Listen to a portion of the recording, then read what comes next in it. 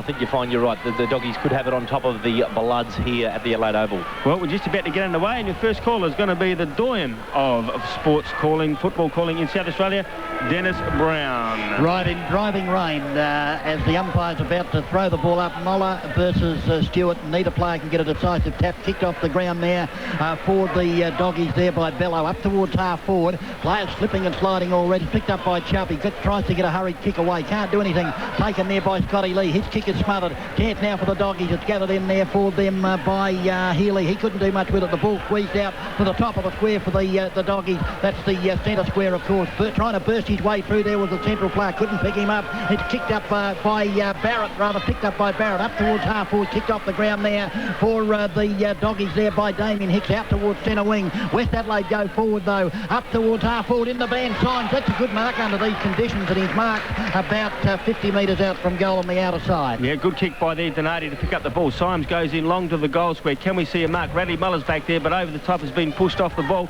and they're going to push it through for a minor score. And that's the first score here to Central's, a rush point, and they go to West Adelaide 1 point. Central District's yet to score on the Torrens Arms Hotel scoreboard. Quickly, boys, Ed Richardson up forward again, played particularly well last week, and Kingo's tail has left him up forward, started this game. On cue, the umpire threw the ball up too, and the rain just got heavier. It did too. Now the Centrals have actually brought the ball back in. They've got it to Sanaf back. Bello picks the ball up, does very well with a good kick up to Sanaf forward, and the rain is absolutely teeming down. Good balance there shown by the West Adelaide defender. Comes grandstand side looking for the boundary line, and with a well-timed kick, does that very well. And that West Adelaide player there was Luke Nathan. Very well done. Throw in, grandstand side, right in front of the 5RPH commentary team, and it's 1 point to West Adelaide. Central's yet to score. Yeah, once again, Stewart and Moller right in front of the commentary position, as Darryl Smith said. Moller got a hand of the ball, taken however by Barrett. He kicks it up towards the centre half forward position, almost a mark there to the doggies, but it wasn't held. The umpire says play on. Players at the bottom of the back there going in hard there for West Adelaide. We had Mellor, but the ball is squeezed out. The handball is intercepted by Ed Richardson. He threw it away there to Howard, and then finally it's picked up and kicked forward up towards the half forward flank. In fact, up towards full forward. The doggies trying to kick the ball off the ground. Big Richardson got up. The handball came out. It came to Donati. The ball flicked over again to Big Richardson. It's in towards the pocket. In fact, out of bounds in that left full forward pocket for the Bloods. A lot of West Adelaide players, Corey, wearing long sleeve jumpers. What are your thoughts? Yeah, I think with the rain that came down at the start of this game, I think it's probably justified. It might just help them have a bit of a grip if they go for a chest mark or something like that. Undies thinks they're a hook, but we know Undies was probably one of the biggest to play the game. Right, the ball thrown in that left full forward pocket. There's 3 or 4 doggies there. It's picked up by Healy. The handball was good as he gave it to Stevens, who banged it back to the half-back flank. Beautifully intercepted though for West Adelaide by Howard. I think it was. He banged it. It's going to be marked by Big Richardson in the square, and Big Adam Richardson will go back and have a shot for goal, and he's about a metre out and should have no trouble with either distance or accuracy, you wouldn't think. DB, you called it well. It was Dean Howard. He started the game well again this week. As we recall from last week, kicked 4 in the first quarter, crashed through the pack, got it to the top of the square, and Big Richardson took a mark. Laydown was there, first goal to Westies. Yes, and through it goes. So good start, boys, by the Bloods in these conditions. The rain has stopped, but of course still very, very heavy out there. So West Adelaide 1-1 on the Torrens Arms Hotel scoreboard. That's 7 behind, leading the doggies yet to score. Yeah, good play there by West Adelaide. As you said, DB, all they've been doing, Corey, is just forcing the ball forward. Not pretty, no systems in it. All they're doing is just making yardage. Yeah, but that's the way you got to play in these sorts of conditions. They are just a bit harder at it than the doggies in the first 3.5 minutes. And let's hope for Central's fans' sake they can turn that around, the doggies. Now, they've lost the footy. How could they possibly lose the footy here when he's just kicked it in the grandstand? It's because it's gone into a big puddle. No, it actually was snapped up by a bloke and ran into the TAB. Probably going to get a half a football each way on something at Cheltenham. This is interesting too, because they've got a brand new footy out here, so if you can get the ball out of the centre quickly, you are playing with a dry footy for the first couple of minutes. Let's see what happens. All right, it's Muller up against Stewart. The umpire won't bounce the ball. He throws it straight up. Can anyone get a clear tap? No, comes straight down. McGowan's the first one there. Gets a good handball out to his teammate there in Hamlin. Hamlin goes with a pretty hurried kick along the ground up forward, looking for Keenan Ford. He can't take it. The Central District player does pick the ball up well. Leaves it behind though. Comes out from West Adelaide with just sheer numbers, and the player there coming out the ball is Chris Barrett, who kicked 5 last week. He looks for Donati. Donati cops one very high and does get a free kick, and yes, it deserved that. Good dedication and good commitment there by Donati. Looks like he might be a little bit concussed, and the umpire is going to say, yep, he's off. He's got the blood route, and not a good sign there for the young fella, because last week he did kick 4 or 5 goals, DB. Played very have well. A look at that. He's and got was a very in heavy good knock. form. He's got blood streaming down his right side of his face from above the eye, and he is very, very groggy at the moment. Yeah, just a little nick above the right eye, DB. He called it well. A little nick? No, it's only a little nick. And he's out with the Pixies. Yeah, Well, he's got the wobbly boots on, that's for sure. Toomey does take the free kick, resulting up forward, looking for good mark there, not taken, no, not paid. A quick kick off the ground by the Central District's defender. Comes out to the West Adelaide player there in Dempsey. Dempsey gets a handball over to his teammate. That player there is Toomey again. Toomey back in, and the player who's just on the field gets his first touch is Ackland, goes up the centre forward, but a good mark there from Central Districts by Radley Muller. Could be a contender for the cattle crash mark of the day. Yeah, Muller gets the handball out to Damien Hicks, who bangs it on the right boot. Not a good kick, or is it? No, it was, or should have been marked by Healy. Perhaps I'm a bit critical there because it went through his hands, and it is a slippery ball now. Been out there for a couple of minutes, and the ball forced out of bounds, left half forward flank for the Bloods on the outer side. No one did get the advantage there of that dry ball, but we saw the intentions are you're going to have to be hard at the ball today and keep your line if you're going to get a kick today. Yep, well, Symes up against Muller on the outer side of the ground here, Adelaide Oval. Symes makes front position, but Muller does get the ball down. A lot of players around the ball. Can we get into it? That's a free kick there to the West Adelaide player, and the West Adelaide player there is, gee whiz, I can't pick him up. Radley Muller in the ruck for Central Districts. Looks like Dempsey's, hurried kick up forward. It's going to slide out of bounds in the right forward pocket here at the Adelaide Oval, where the scores are West Adelaide 1-1, courtesy of Richardson. Central District's yet to score, and the rain has eased, but gee whiz, conditions are very, very heavy. Yeah, boundary umpire about to throw it back in. Any number of players contesting it. Big Symes, I should say, and Muller. The ball comes to ground. The doggies trying to force it out there. One of the Cowan's boys, and I think it may have been Chris Gowans that had the ball, and it's been forced back over the boundary line for a throw-in. So Westies the first to register some scores. They've kicked 1-1. The doggies yet to score. The ball forced down. The chance now for the Dogs. Hopwood got the handball out, taken by the big bloke there in Muller, who kicked it back, but chipping in there is Barrett or Toomey. Toomey it is. Toomey's got the ball. He'll kick from the centre square, right on the apex of the square. Kicks it up there looking for his teammate there in Mellor. The ball comes to ground. An opportunity now for the doggies, who ran into each other, and the ball kicked over the boundary line, although they're claiming a deliberate kick out. They were claiming a deliberate kick out, and the umpire said, on these conditions, you can do anything you like today, I think, and there'll be a boundary throw in. Well, on these conditions, it's just sheer yardage, and there'll be a lot of balls off the ground. One would think. Symes up against Muller. Muller does get a good tap back down to his teammate there. A quick handball over by that player, and that player there was Chris Gowans. Does it very well. Oh, good tackle there by the West Adelaide player. It's going to be paid holding the ball. No, it's not. It's called play on out. Barrett with it goes in long to centre half to full forward, looking for Richardson. Can we take a mark? No, the veteran for the double Blues, Joe Hicks, jumps in. Not the double Blues. It's the Bulldogs, of course, and he gets it out to the grandstand side. Scotty Lee forces the ball over the boundary line for a throw-in. Grandstand side, Adelaide Oval, Central District. Not yet to score. That's right. That was a long time ago, though, Spin. That's what I was saying. Just noticed Centrals have flooded way back into their defence to try and bring the ball out, and it might be a little bit negative this early in the game. Right, boundary throw in. Ed Richardson was up there. The ball was taken for West Adelaide by Ackland. A handball out. One of the first to get to the ball there and kicked off the ground. It looked like Stewie Jew, was it? It was back Stewie there Jew, in the pocket, right up there in the back pocket. Interesting, he kicked 5 goals last week, didn't he, Stewie Jew? He must be having a run on the pill, I think. There's my point. I think they are just pushing back a little bit too far, the Dogs. Right, boundary throw in.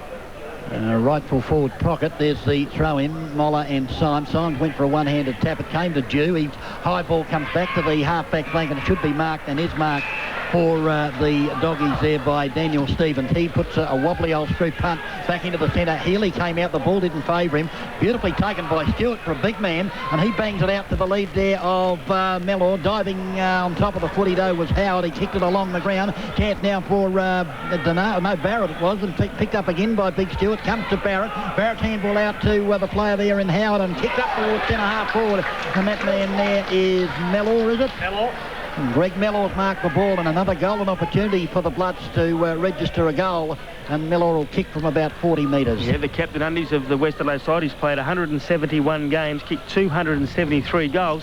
And a very, very important kick here. If he gets this one, 2 goals this early in the game. We played 9 minutes on the Dave Benson Caravan time clock, and a very important shot by the captain. Yes, 35 metres out directly in front.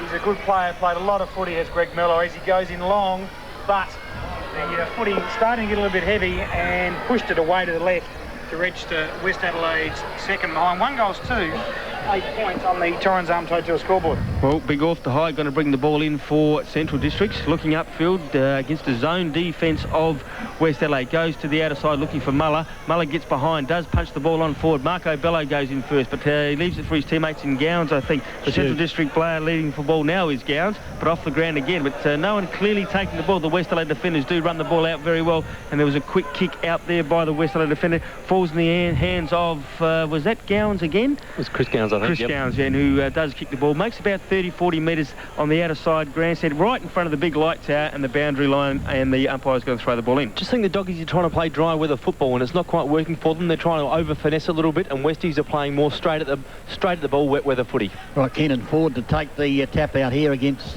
Big Stewart, and Ford came over the top. The umpire says play on. Chance now for Chris Gowns. Got the handball out to Healy, the left footer. A wobbly old kick up towards the full forward area. The back of the pack though is picked up by West Adelaide, but intercepted, and the snap around the body by the Dogs goes in towards the pocket. Kicked off the ground though for the safety of the boundary line there by Rutten, was it? Oliver it was, and the full ball over the boundary line for a throw-in in that left full forward pocket for the Doggies. A score here would be very, very handy. The ball thrown in. Big men do battle forward. Over the top, the ball taken by Dempsey. A hurried kick out towards the half-back flank. Going in there is James Gowns. He goes to ground. The ball underneath players slapped, I should say, towards the boundary line. And it'll be a boundary throw in left half-forward flank for the Doggies, grandstand side. Yep, 11 and a half minutes of this first quarter on the Dave Benson Caravan time clock. Grandstand side, deep in the pocket. Around about 45 metres out from the Central District goals. Ford actually gets pushed out there by Stewart, and the umpire says, no, you can't do that. And Keenan Ford will take the resulting free kick, but the umpires let it play on. And great play there by the Central District side, with Chris Gowns running in on a very acute angle and registering their first goal. Now, I thought the umpire was going to bring that back. That's why we're a little bit sorry, but so did the West Adelaide players. They did stand flat-footed. Chris Gowns kicking Central District's first goal. They go to 1 goal. They trail West Adelaide 1 goal to 8 points. That was advantage and some there, because the Central players broke away, as you called it, DB. The Westies blokes stopped when they heard the whistle. The umpire looked up, and the advantage was probably more than it should have been. And Chrissy Gowns still kicked a nice goal, finished beautifully on a fairly tight angle, closing in from about 20 yards out, and he drilled it right through the middle. It's a rule they've got to look at, though. It happened last night in the Crows game. One of them was more than an advantage. It was almost a gimme goal. The ball taken by Toomey in the centre. Dean Howard's kick was smothered.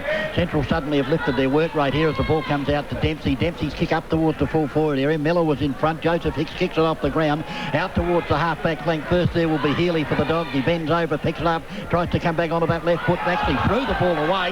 The umpire said that's okay as it kicked towards the boundary line, and there'll be a throw-in centre wing out of side. Now, Corey and Undies, I suppose the umpires do have to have a little bit of latitude today, don't they, in their conditions? Yeah, you do, but they've got to set the precedent early, I think, so the players know what the extremes are, what they can do, what they can't do, and they'll be able to abide by those rules then on for the rest of the game. Right, Moller v Stewart. Boundary throw in, the two big men. Moller with a big thump, right-handed thump back towards the boundary line. Going in there is Koularitis and also Healy. Both players force the ball over the boundary line for a throw-in once again. Centre wing, outer side of the Adelaide Oval. If you've just tuned in, we've played 13 minutes in the first quarter on the Dave Benson Caravan time clock on the Torrens Arms Hotel scoreboard. The Blood to 1-2-8 and the Doggies 1 straight goal. The ball thrown in. Chance now for Chris Gowns, who's got the ball. Kicks it. No, apparently it was a throw as the ball was given to him by Big Ford, I think. And the umpire said it was a throw, and therefore the ball to come back. And not too sure who that was out. It might have been Hodges, was it out there? Yeah, it looks like it was Hodges, yep. And the ball kicked back towards centre wing where Gowns has got it. McGowan, in fact, kicks it up towards half forward. And the player we just mentioned ago has marked the ball again. Hodges. It is Hodges, is it? And he kicks the ball towards centre wing. Player got rid of his opponent. That was a Central District player. Now a chance for the Dogs as it's picked up and kicked around the body there by the player in off to hide. Up towards centre wing it goes. The ball attempted to be squeezed out. Comes out to Damien Hicks, the left footer, up towards half forward. Ford was in front. He slid to the ground. The ball underneath him. The ball is forced out here for the doggies. The handball comes back. A chance for Stewie Dew. He's trying to get back onto the left boot of his, now does so. But a beautiful smother from West Adelaide's Chubb. The ball kicked back out towards Daniel Healy. He's still at half forward, out of side. Players are desperate, particularly the West Adelaide players, as the ball is flicked out. Out come Cooleritis with the footy. Twist turns and then bangs it on the right boot. Up towards half forward. Mellors in front, pushed out of it by Joseph Hicks, and that's a good call, DB, because not very often the umpire agrees with you, but he has here, and the free kick will go to Mellor out of side. He must have been listening to you, DB, because he called that a lot earlier before what the umpire saw it. And Mellor, the captain again, comes in to centre forward looking for a leading player there, and it's Big Richardson takes the ball. And he's going to kick from around about 45 metres in a difficult kick, though. It's about 45 metres directly in front. But Undies, can he make the difference? And the distance. Oh, the distance. Well, he certainly can make the difference. He made the difference last week played very, very well. The distance, on the other hand, will be a bit of a challenge for him. The ball is wet, and we're kicking over the 15-minute mark of the first quarter. But unfamiliar territory, comes in forward, kicks it towards the square, and it goes long, and it goes strong, and it sails through the uprights for his first, West Adelaide's third goal, playing particularly well, Corey. He's absolutely smashed that. There was not much finesse about his style, wasn't much to look at as far as aesthetics go, but he's just given that one almighty roost. The ball has hit the pigskin, and that thing has sailed right through the middle. A fantastic goal. Yeah, he can kick a footy, there's no doubt about that. Was Ed Richardson, by the way, not Adam Richardson. Yep. And they both got one goal apiece, the Richardson boys, at the 15-minute mark of the first quarter on the Dave Benson Caravan time clock. We've got the doggies behind at the moment. They've kicked just the one goal, and the Bloods are 2-2-14. Muller up against Stewart. Umpire again throws the ball up. Stewart does jump high. Gets a beautiful tap down to the player there who's been gang tackled. Bello comes out to Bello. Can he get a quick kick? He does that. Comes out to half forward looking for Ford. Ford is actually behind there, but pushes his opponent underneath the ball. Comes back to Scotty Lee, who gets the handball out to no one in particular, but luck's a fortune as it comes back to Stuart Dew. Oh. But the great defensive work there by West Adelaide. Clear the ball to grandstand side. Will it go out of bounds? No. The Central District players there in front. He was there. That was Scotty Lee again. He gets the ball into a long... And there's three Central District players there. Any number of them can get it, but comes out the back to the player there for Sam McArdle. Good play there by Rick McGowan to get the handball out when it comes to McArdle, who kicks his first goal. Now, that takes Centrals to 2 goals straight there, 12 points. They trail West Adelaide 2 goals, 2-14 on the Torrens Arms Hotel scoreboard. Some good work there by Ricky McGowan. There were 3 Centrals players there. You called it well, Smithy. They raffled it, they bobbled it. It ended up with Ricky McGowan. He just turned and gave it to McArdle, who was running into the open goal, and put one on the board. Boys, I ask you, how many goals will they need to win this game? 12. Yeah, I reckon 12 would be a good score. Yep, there we go. Well, that was a good one for the Central District score. On the Torrens Arms Hotel scoreboard, the Bloods 2-2-14, lead Centrals 2 goals, 12 points. Umpire with the ball in the centre. Up it goes. The throw up. Big Stewart. The ball comes out here. Kicked off, missed by Ackland. The attempted kick off the ground. Finally it comes out to centre wing as Chris Gowans up towards half forward. That's a good mark to Dion Miles. In fact, I think it might have been James Gowans that actually kicked. Now there'll be a 25-metre penalty here because as Miles went to kick, Marco Bello came over the mark. And the 25-metre penalty now brings Dion Miles up to the defensive side of the centre square as he bangs it over the square. In fact, up go the big West Adelaide players in Howard and also Adam Richardson. It kicked off the ground. First here is Healy. He dives on the ball, get it out DB as it squeezed out, kicked off the ground by Scotty Lee, picked up there for West Adelaide and kicked high there by Sam Jones, out towards centre wing. It's all the Blood. Barrett is first there. Barrett will go for the short pass, beautiful kick to Toomey, and Toomey's got it, but he's a long way from goal. The handball now, good support there from Symes, up towards full forward, up they fly. No one can take the ball off hands. A chance. Oh, player pulled away from the footy, really got the free kick. The umpire didn't see it, and it comes out here now to Barrett, who got a lead from players. Ed Richardson is that player, and as you heard Andy say, he was a very effective player last week for the Bloods up forward for the first time, and he's done it again. He's marked the ball almost perhaps 2 metres closer than he was last time. Yeah, good coaching move by King O'Taylor, getting Richardson up forward. Gives him a dual focal point. Miles has been playing there most here, but he's slotting back across half-back and doing well also. Cooleritis was the man pulled off the ball speed. He should have got a free kick. But in any event, Richardson's now got it. Distance won't be a problem given his last effort. Comes in very deliberate over the ball, and I think he's just snuck it away to the wrong side of the uprights, and he certainly has done that. In fact, for a 1- score for it. That funny kicking style, because he really just does kick it on the spot. He doesn't run through, he doesn't swing through the leg, he just punches it, and very effective. He does give it a big heave. A bit close to the man on the mark on that occasion. Off the hide to bring the ball back in for Central Districts. Again, West Adelaide setting up that zone defence. Off the hide's got no other option but to go straight down the middle of the ground, looking for Moller. Stewart does do the spoil from behind. Kicking off the ground there for Central Districts was Greenwood, I think. And the ball's gone out to the wing, and the player out there picking up the ball is 3 or 4 players diving. Central Districts, Healy does get the ball out into the midfield. Again, the Central Districts player dives on the ball. Very lucky there to get the free kick, I would think, because he did take the West Adelaide player's feet out, who did fall on him. Central Districts then go forward up to half forward, and the ball is being punched away, going towards the boundary line. Out of side, throw in, scores. 2 goals, 3 West Adelaide. They lead Central Districts 2 straight goals. We played 20 minutes on the Dave Benson Caravan time clock. Yeah, boundary throw and right half forward flank for the Doggies. There's the throw-in. Big Stewart over the top. The ball squeezes out. Kicked off the ground, though, by Gowns up towards full forward. There'll be a free kick here to Daniel Stevens for a push in the back. And that was against Chubb. So important, Undies and Corey, that you do must play in front as a forward. Yeah, it was one of those funny... there was a push there, but in these sort of conditions... Yeah, get in front, I don't know whether... And you're speaking like a backman. He positioned himself beautifully, just milked it a little bit because the guy was caught behind. He had to attack the ball. He held his ground, got a push in the back and received the resultant free kick. Clever stuff. Yes, well, he's a goal kicker, is Stevens. He comes in now, very deliberate, but he's pushed it way to the left, and it's going to be knocked over You line. put the mockers on him. Well, he's done particularly well, but he's knocked it over the boundary line for a throw-in, just left of the forward pocket, point post. Certainly is. Well, throw in. Very deep into Central, and they would dearly love another goal here, Central Districts. The throw in, it's Kinnan Ford up against Stewart. Kinnan Ford does make the front position, gets it out to Scotty Lee with a quick hooked kick back, and it's going to go right over the face of goal, and a good mark there by West Adelaide, and that player there is Big Ben Rutten.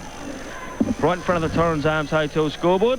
Going to go to the outer side of the ground. Good kick too in these conditions. West Adelaide player does make the front position. Comes over the back down. The West Adelaide player leading in the race of the ball was Dion Miles with the soccer off the ground and goes out of bounds.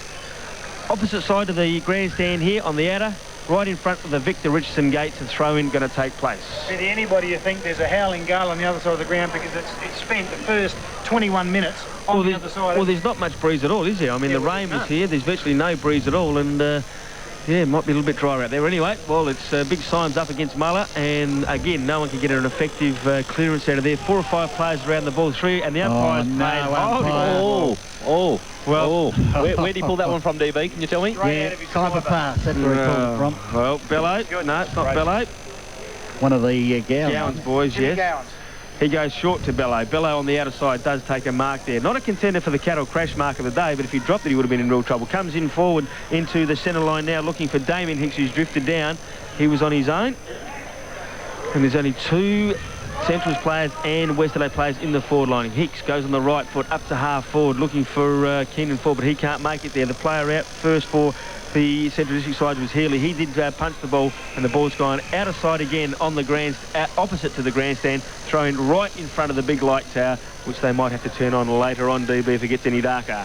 Yes, certainly very overcast at the moment, but the rain has stopped as the boundary umpire throws the ball back in. Moller v Stewart. Neither player can get a decisive tap down. 3 West Adelaide players. As out come Dion Miles, but the kick has been marked by James Gowns. He got the handball over. It ends up there with Bello, I think, and the kick. Oh, it should have been marked there. It was a beautiful pass. Finally, Chubb picked it up and handball to open spaces, though. Oliver came out for West Adelaide. Player in there for Central District was going to get a free kick, and certainly things going their way at the moment as far as the umpires are concerned. As the handball comes out there from Hopwood, he gives it over to Jew. Jew will run into the open goal and go bang from about 35 metres, and through it goes for Central District's 3rd goal. They hit the front here at the Adelaide Oval there. 3 straight goals, 18 on the Torrens Arms Hotel scoreboard. The Blood 2-3-15.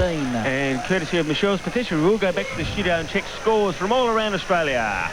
South Adelaide 1 straight goal 6, lead the Eagles 1 point. Port 2-2-14, lead Glenelg 1 straight goal 6. Sturt 1-1-7, lead Norwood yet to score. And Carlton 9-3-57, lead Melbourne 5-4-34. Those scores thanks to Michelle's patisserie at Mitcham. Back to Adelaide. Scores here at Adelaide. It's Central District 3 straight goals. They lead West Adelaide 2 goals 3-15 on the Torrens Arms Hotel scoreboard, and we played 24 minutes on the Dave Benson Caravan time clock. Good goal there to Stuart Dew. Just looked up, very, very deliberate in his actions and put it straight through the middle from around about 35 metres. Good play. Still trying to come to grips with that free kick the umpire gave there, though. Well, yeah, very doubtful, wasn't Moller up against Stewart. Stewart gets the ball down, but Rick McGowan's in there. Does get the ball clear. It wasn't McGowan, it was Dew, and Dew goes forward again. Good ball there by Westerley. Comes out to Dion Miles. He gets a hurried kick. Does find his teammate there in Toomey. Toomey goes get a hurried kick up forward, and it's been a down the field free kick. Well, don't know why, but... hanging on after the play, but umpire, you're an absolute goose. I said before, we have to give the umpires a bit of leeway here, but they did have to set the standards and set the precedents early so the players knew what was going on. Well, Timmy Symes got the resulting free kick right in the centre of the cricket pitch here. Does go forward looking for Miller. Miller can't take it. Comes out to Moller. Moller then gets a hurried kick outside, right on the outside of the grandstand side, opposite the grandstand. Healy goes up forward, finds Hicks. And Hicks gets it on to Scotty Lee. As Scotty Lee goes up to centre forward looking for the big fella there, and a good mark there by Sam McArdle. Well, I can't believe that.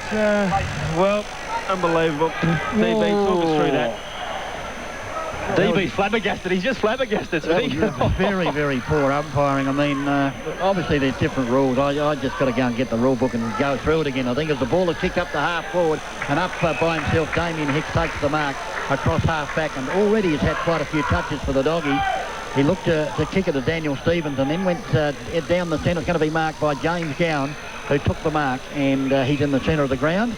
And we'll go back and put the doggies into attack. He's got to go long, doesn't he, really? There's no point mucking around with it this late in the quarter. There's the kick that's off the side of the boot. Moller, and rather Kenan Ford was up in front, kicked around the body by Scotty Lee. Going to bounce in front of Healy. Will it bounce for him? No, it doesn't. As it's kicked off the ground there by Joseph Hicks. What's he doing down there in the forward pocket? And out of bounds right forward pocket for the doggies. Now, for those people who might be here listening, we have got West Adelaide player number 59. Oliver, I think it is. Is it Oliver? Okay, I don't know the player. Oliver? We've all agreed we'll call him Oliver. I'm pretty sure it's Oliver. Named after that famous tennis racket, of course, as the ball is tapped down by Stewart, but there's a free kick.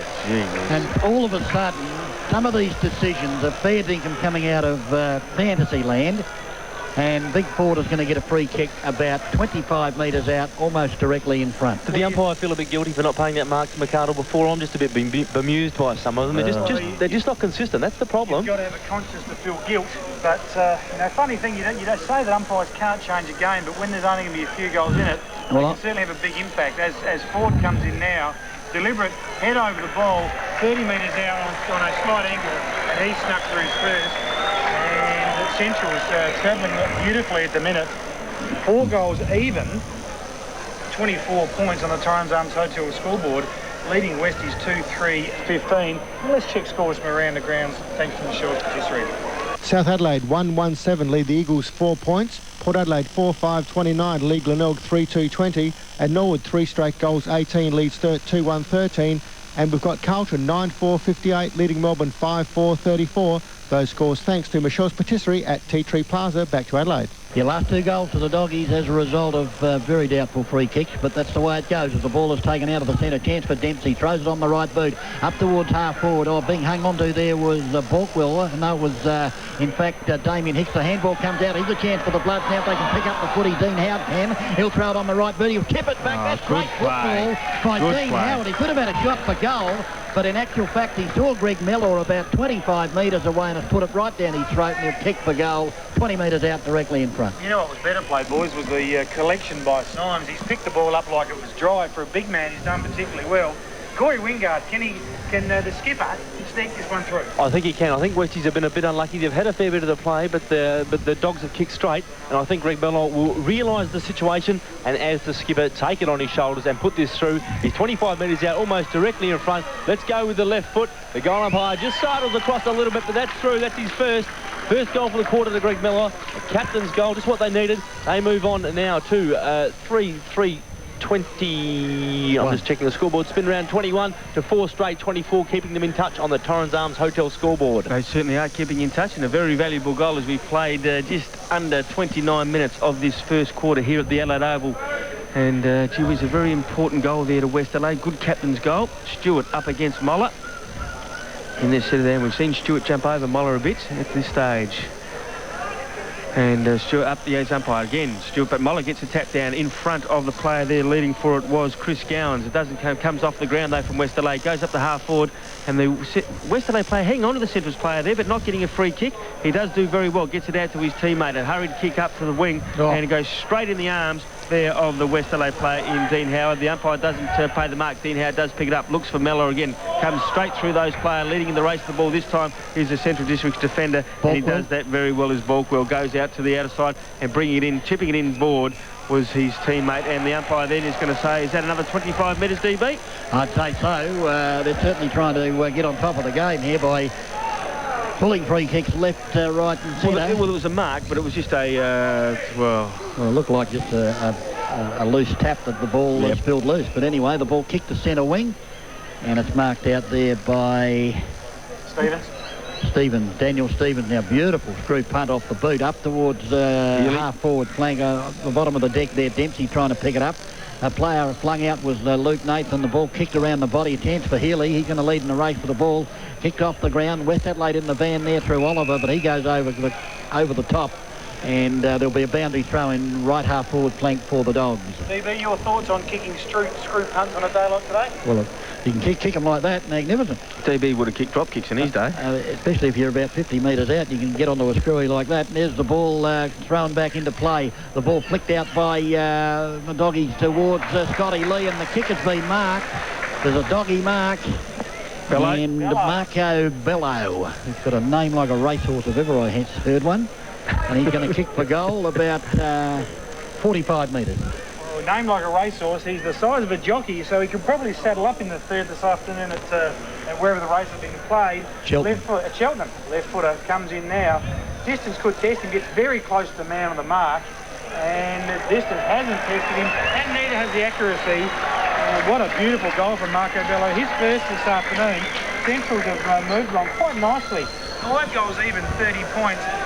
Leading West Adelaide 3-3-21 on the Torrens Arms Hotel scoreboard, Smithy. Corey, interesting to note that Central Districts have kicked 5 straight goals. You would have thought that maybe they might have rushed through a couple of points at this stage, but their skill level and their shots for goal have been very good. We might have to reassess it too. We said 12 goals to win this game. Well, Centrals have kicked 5 to quarter time, and yeah, a very, very neat kick. They are a very good skill side too. I mentioned that before, and despite the wet weather and the wet conditions, their skills have been quite good in the second half of this first term. Well, you're right though. If they get 12 goals in front, they'll win. Toomey gets a hurry kick out of the centre of the ground, and Richardson does take the mark. He's got players running forward for him and finds that player there, and that's Ackland, and Ackland's marked right on the 50-metre line, and he's going to go back and have a kick for goal, and he's got about as much chance of kicking this goal as me running in the Olympics this year.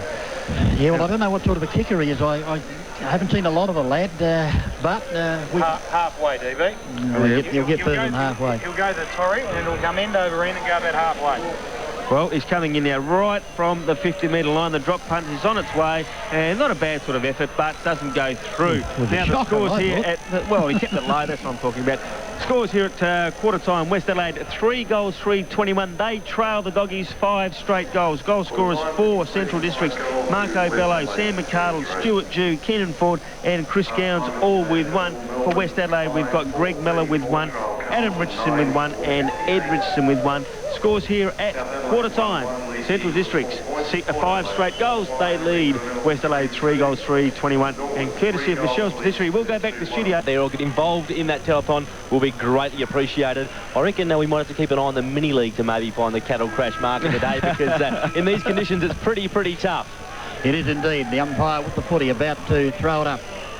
Up they go. The big men do battle. Moller and Stewart. Beautifully taken by Chris Gowans for the Dogs. Straight up to half forward it goes. Leading out for the race to the ball is he ain't heavy, and that was was James Gowan up to Chris Gowans. Comes to Moller. Moller shows a bit of toe for a big man, and then goes bang with the left foot, but too much toe. Put him off balance slightly and off the side of the boot and through for the minor score to the Doggies. But certainly their first minor score recorded 5-1-31. Westies 3-3-21. He covered a bit of turf there, Radley. I thought the umpire might have picked him up for running too far, but he was another good player for the Dogs in that first quarter, and he started well again in the second quarter. Well, the ball's been kicked back in, coming up to the middle of the ground. Over the back of the pack there was the West Adelaide player there in Rutten, but couldn't take the ball. Comes back with a hurry kick, and guess who's in front? The experience shows it. Corey, we said that the experience is going to count. Scotty Lee in front, hurried kick back in front, marked 35, 40 metres out, directly in front, and will test his kicking leg. Yes, he's not noted for his distance of kick, is he, boys? And it will test him, although the ball should be relatively light. If it's a new ball, they change over at quarter time. Comes in now, very deliberate, Scotty Lee, and he's relishing this later part of his career half forward. He's kicked his first the afternoon. West Adelaide, Central, 6 goals, 1, 31. It's 37. 37, beg your pardon. Gee, I was very bad at school. And you worked in a bank. We had calculators then, though, but Westies 3-3-21 are... it's a good start for Central boys, isn't it? I should have come in when you were working that. You've got to be a wealthy man right now as the ball is about to be thrown up in the centre. Big Moller and Stewart. The ball out to centre wing. Healy ducked the head and picked up the footy. Then they grabbed him. It has been deemed a throw, though, as he got rid of the football, according to the umpire. It was a long way away, but he must have very good eyesight, obviously. And the kick now to be taken by Chris Barrett. There's the kick up towards half forward. Big Adam Richardson let out, but the ball come out to the player there in Hopwood, and he bangs it out here towards the boundary line on the grandstand side, and it's gone out of bounds for a throw-in. Just playing the safety, wasn't he there? Hopwood, he just looked at the boundary line, saw it open, and just went for yardage. He did indeed, as the boundary umpire's about to throw the ball back into play. Westies really need a goal here to get back into this footy match. The Doggies have just sneaked away a little bit. Boundary thrown, Moller was in front. From behind, it's taken by Symes on the left boot, though. Up it goes towards the full forward area. Coming out there for the Dogs there, and Geister. An opportunity here for West Adelaide. Kicked off the ground by Ackland and through for the minor score to the Bloods. So they go along to 3-5-22 on the Torrens Arms Hotel scoreboard. The Doggies 6-1-37. Off the height to bring the ball back in for Central Districts, as he does every time. He's looking again. West Adelaide set up the defence and the zone defence, and they've got Healy out here on his own, but they're going for Muller. Muller actually punches the ball over to Healy, but Healy, in stepping in was big Stewart. Stewart takes it over, gives the ball there to Richardson. Richardson turns in short, goes in looking for a player there, and chipping in was a good mark there by Greg Mellor, the captain of the Bloods. And they did that very well. Stewart looking up and did do that very well and showed a lot of class. Yeah, it was a good move there. I thought Radley Muller tried very cleverly to get it onto Healy there, but it didn't quite come off. And as you said, the big man Stewart did well in these conditions to get the ball across to Mellor. Now, he kicked the goal in a similar place at the other end of the ground, so Undies, I reckon he'll nail this. Yes, distance shouldn't be a problem, Corey. Well, that's a good reason why he won't nail it now when you reckon he will. Well, give a bloke a rap and he'll always let you down. Left foot now, directly in front.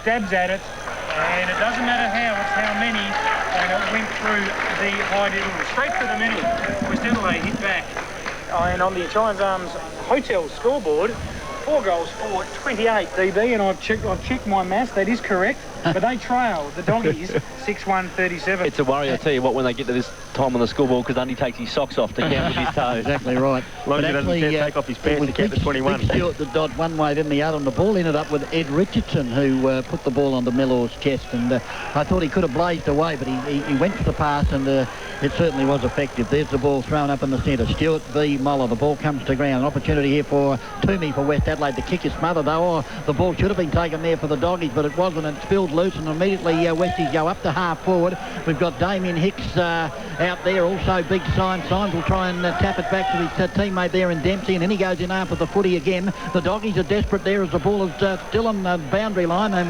will go over the boundary line. A push in the back has been paid against the Dogs, against the Bloods, I should say.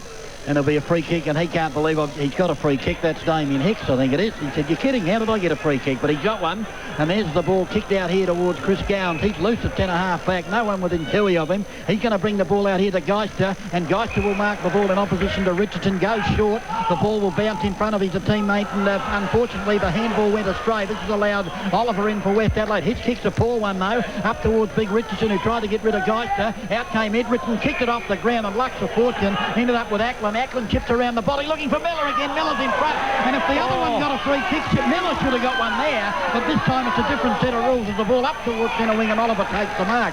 Oliver now trying to come back. He'll get past his opposition and kick it on the right boot, up to the pocket, out in front. It's going to be the Doggies, though. No, the ball's filled by Damien Hicks. The ball at the bottom of the pack, flicked back by Symes, and another free kick to the Dogs. And this time it's going to Damien Hicks again. Well, that was for, that was for illegal grabbing on the foot, but gee whiz, I don't know. He's gone straight across the ground, and the ball was ended up with Healy out there on the outer side of the ground. He's run, he's run a good distance. He want to get it back quickly. Gives it over to Gowns. Gowns with a handball then out to the wing. They've brought it over, coming back inboard, and they found the player there in Geister. Geister's marked virtually in the centre of the Adelaide Oval. Looking up forward, not much happening up forward, not a lot of leads coming forth, has to go straight down the ground looking for forward, but over the back there was the big fella in Miles punching the ball, comes back to Miles, he then scoops it back out again. Clever. Very clever play by the West Adelaide players there, and look at this, there's a big Richardson on his own, he fumbles what he should have taken, but does get the ball off to Barrett, I think it is. Barrett then with a hurried kick up forward looking for Mellor, good pick up by Mellor. He's been tackled around the ankles, should have been given a free kick there if the other one was from Hicks was given a free kick, but nothing resulting, and the ball's kicked forward, and the Central District player there in Hamlin does take the mark just backward of the centre field at the Adelaide Oval. Hamlin comes up forward looking forward to Keenan Ford. He tries to punch the ball over the back and is successful in doing so a little bit. 3 or 4 players on top of the ball there. The umpire's going to have to come in, I would think, and say bounce it. No, it comes out quickly again. Marco Bello, no, it's Hamlin again is in there. Not Hamlin, Healy it is. Scotty Lee with his experience off the ground. Again, the West Adelaide players playing in front and doing the ball very well. And 4 or 5 players this time over the top of the ball, and the umpire has no other hesitation but Corey to say, have a bounce, boys. I'll tell you what, they had to fight pretty hard there, both teams. They just keep edging it on, getting it on, knocking it on, and it's not pretty, but hopefully will be effective. Well, Keenan Ford up, he gets the ball back down, comes back to him. Can he get a quick kick? No, it comes out to West Adelaide. Oliver leading in the race to the ball. What will he do? Cycle the ball off the ground in a good show of discipline and goes straight to the boundary line, and a throw-in resulting. Grandstand sign between half forward and wing, and the scores here. 4 goals for Central Districts. West Adelaide, they trail Central's 6 goals 1. Boundary throw in Stewart v. Moller again. Neither player can get the tap out. It spills out the back, taken by Cooleritis. The hike drop punt towards the centre of the ground. Up they fly. All the dogs went up, and that left the Westies down. Dempsey tried to pick up the ball, was tackled high, and he'll get a free kick. Greg Dempsey, he'll go looking for a teammate, and he's made the space in Timmy Symes, and the kick's a beauty. Straight down his throat. Barrett's loose in the pocket if he wants him, but too slow, Timmy Symes, and he's going to shot the goal himself. He goes bang on the right boot, and that's not very good football by big Tim Symes. He should have done better than that. Chance now for Hopwood as he flicks it out, looking there for McGowan. McGowan right in hard up against the boundary line, chips it over, looking for the player there in, not sure who it was, Borkwell, was it? Yeah, Borkwell it was. A chance now for West Adelaide as it's picked up by Jarvis, I think it is. He might have put it through, no, across the face of the goal and through for the minor score to West Adelaide, or off target at the moment. 4-5-29 on the Torrens Arms Hotel scoreboard. The Doggies 6-1-37. Almost 9 minutes gone on the Dave Benson Caravan time clock. The ball's kicked in again to the outer side of the ground, and the player out there marking the ball is Borkwell. Gets around his opponent very, very easily. Goes up forward looking for Keenan Ford, but Marco Bello is in front. He does very well. Gets the ball back to Scotty Lee, who keeps his feet, which is good experience there by Scotty Lee, and in doing so does get a free kick. He goes up forward, finds Gowans, is it? Hopwood. Hopwood over to Healy. Healy's got a bit of space to run in. He runs to 50 metres, goes in long to goal. Could this be going through? Looks like a good kick off the boot, and it is. Very well played by the Central Districts team. That is their 7th goal. They've got 7 goals, 1-43. They lead West Adelaide 4 goals, 5-29. His first. Good experience play there by Scotty Lee to keep his feet and tap the ball out. And courtesy of Michelle's Patisserie, we'll go and check scores from all around the grounds. Sturt 4-4-28, lead Norwood 3-1-19, Port 5-6-36, lead Glenorg 3-2-20, and South 1-1-7, lead the Eagles 5 points. Those scores thanks to Michelle's Patisserie at Colonnades. Back to Adelaide. Yeah, back here, Central District 7 goals, 1-43. They lead West Adelaide 4 goals, 5-29 on the Torrens Arms Hotel scoreboard. And we've played just under 10 minutes on the Dave Benson Caravan time clock. Right, ball thrown out, trying to burst his way through there was Howard, did it well, comes out the centre wing, diving on the ball there was Healy, over the top of him goes Cooleritis, the ball flicked out, a chance now for McGowan, he flicked the ball off the ground, the umpire said it was a throw, and the advantage has been paid, has it? Now, why was that any different to what we saw earlier when the Doggies had the goal, boys? Mate, I can't see that. I'm still shaking my head, mate. Dion Miles with the footy now, centre wing will kick it out to Watkins, who's just come onto the ground. Big Ben Watkins now sinks the slipper. It's a shocking kick off the boot. It'll be nice and hard to mark. Ed Richardson there. He gets a trip. Umpire says play on. Richardson taps it out, but picked up by McGowan. He kicks it to centre wing. Big Ben Watkins there. He gets a little left footer. That's a good kick for a big man off his wrong boot. Taken by Barrett. Barrett now kicks the ball. He's looking for big Adam Richardson up in front, and he's got it on the third grab, fourth grab. No, you've got to take it 5 times. No, he's got the free kick after all that. I think he paid the free kick. Yeah, no, not the mark. I think, did he? And big Adam Richardson will go back and have a shot for goal about 48 metres out. Was the umpire dazzled by the juggling, and he just waited and he finally got enough touches? I think he thought he might have been a busker there, and he's looking for a donation. Big Richardson, though, coming in, and will he make the distance? Well, I don't think distance is going to be a problem, Smithy. He's got a tremendous boot on him. Comes in and just easily leans over the ball and just guides it through. And that's second goal. Beautiful kick. His second goal. And West Adelaide, they edge a little bit closer, don't they? Edge a little bit closer, and in fact, 6 goals, 5, 35 on the Torrens Arms Hotel scoreboard, trailing the Doggies 7-1-43. And the Doggies, that's scintillating accuracy at goal. It is actually 5-5-35 to 7-1-43. He's having a good day, and if there is an optometrist out there under, he needs his eye checked, please. I thought it was well done by the clock then, Big Ben. He did it well with the left boot and set up that goal. Right, the bounce in the centre, or the throw up taken by Stewie Dewey. Let's play with a booming left footer. Up towards the forward, and he's a push in the back, surely, umpire. And the free kick got to be paid. Marco Bello got rid of the Jarvis. He came in catapulting out of that pack, and the umpire was right there, and the free kick to Jarvis on the last line of defence for West Adelaide. That was a big kick by Jew, wasn't it? It was a beauty, wasn't it? And he didn't get onto it either. Now Jarvis will bring it across ground to Miles. Not a good kick. He put Miles under enormous pressure. He's got to get the handball away. This could be very costly. Picked up by James Gown. Tried to get over to Bello. He's tackled. The ball spills loose. Jarvis is making amends, and he went straight to the boundary line. He really didn't want to keep that in play after the last error.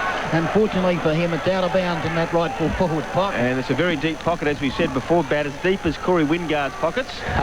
Thank you very much. Okay, boundary umpire. Throw the ball in.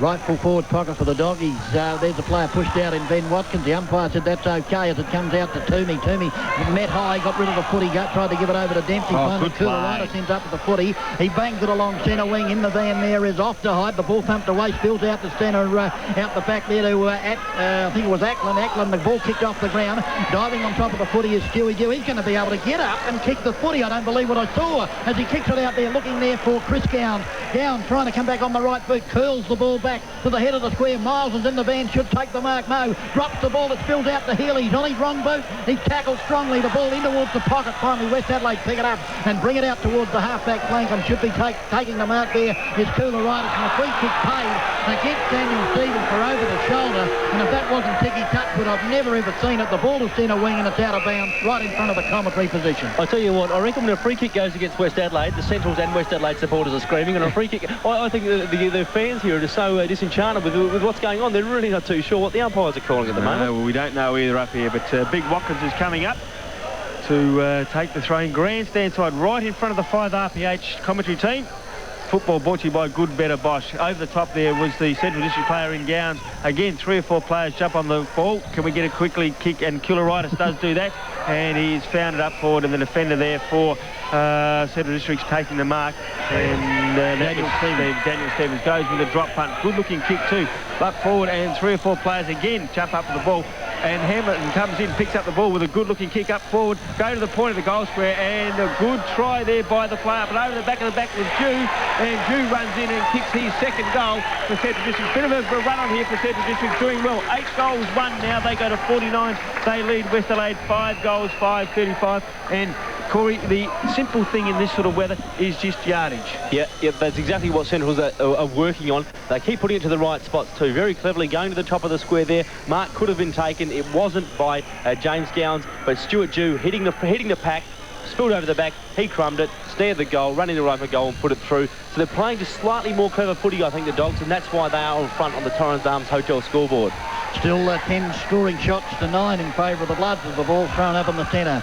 Watkins who's on the ground for the Doggies? It's Arnold. The ball comes out, a chance now for West Adelaide. As it looked like Miller that threw the ball on the left boot up towards half forward. Out comes Big Adam Richardson, flicked it over to Dean Howard, and that's the worst kick at goal you'll ever see on a football field. He's missed the target by about 40 metres and it's out of bounds on the John Bull in the forward pocket for the Westie side. The ball kicked back here, chance now for West Adelaide, or rather the Dogs will say. Daniel kicked the ball out to the half-back flank. Out there is Big Arnold, also West Adelaide's Toomey. Toomey will pick it up and chip it around the body. It's a very poor kick. It spills out the back to Daniel. That's from whence the footy came in the first place. The ball towards Arnold. He tries to take it over the boundary line. The Central District player, that was pretty clever actually, just took the ball and rolled over and took it out of bounds. It surprises me, guys, that in situations like this where it is very, very hard and tough conditions, that they're actually trying to go short, Corey. Yeah, it is a bit surprising. As you say, the option there, obviously, clearly just to go long.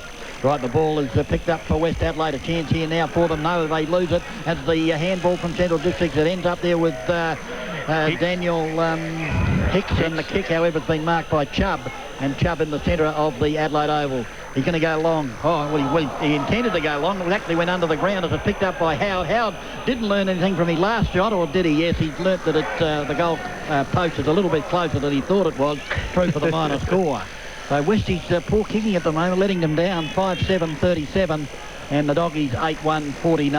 And off to Hyde to bring the ball back in. Yes, and he's bringing it to grandstand side this time. Goes over the back and finds Hamlin, and he's been a pretty good player. Not Hamlin, Healy. Been a good player for him so far. Picked up a few touches. Got the long sleeve jumper on. Healy then comes grandstand. Watkins in front and should hold that.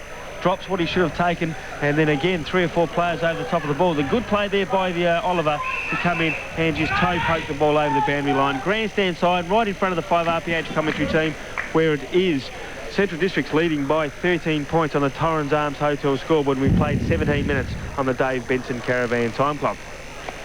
Throw in, it's the big fella up for West Adelaide, and that was Symes. He gets the ball down in front of Barrett. Barrett with a good handball over to Oliver. Oliver goes up forward, and can we get Richardson in playing in front? He is in front, doesn't mark the ball though, but has enough nous to recover. Gets pushed in the back there. It's still not a free kick, and Central District soccering off the ground. Again, the player in front for Central District couldn't take the ball, and 3 or 4 players jump on it, and the umpire's got nothing else to do but come in and say, give it to me, boys. And I will throw it up on the just left of the cricket pitch here at Adelaide Oval. Yeah, and Scott Walden is onto the ground in place of Christopher Chubb. Left the ground after that very poor kick earlier. The ball tapped down by Watkins, spilled out to centre ring. It's Cooleritis pick, beautiful pick up with one hand and threw it on the left boot. It's going to go towards the boundary line. Toomey almost did the same thing. In fact, it was Ackland. Kept the ball in play over to Dean Howard. Can Howard pick it up? He can. He's going to have a shot at goal, but he's learned nothing with his last couple of kicks. And that one's gone out of bounds again on the John Bull. So, gee whiz, what's happening with Dean Howard? Last week we saw him kicking from anywhere. He was kicking them. He kicked 4 straight in the first quarter last week, and he was just never going to miss today. He's actually kicked 1 point and 2 out of bounds on the ball. Yes, well, a couple of golden opportunities gone begging for the Bloods.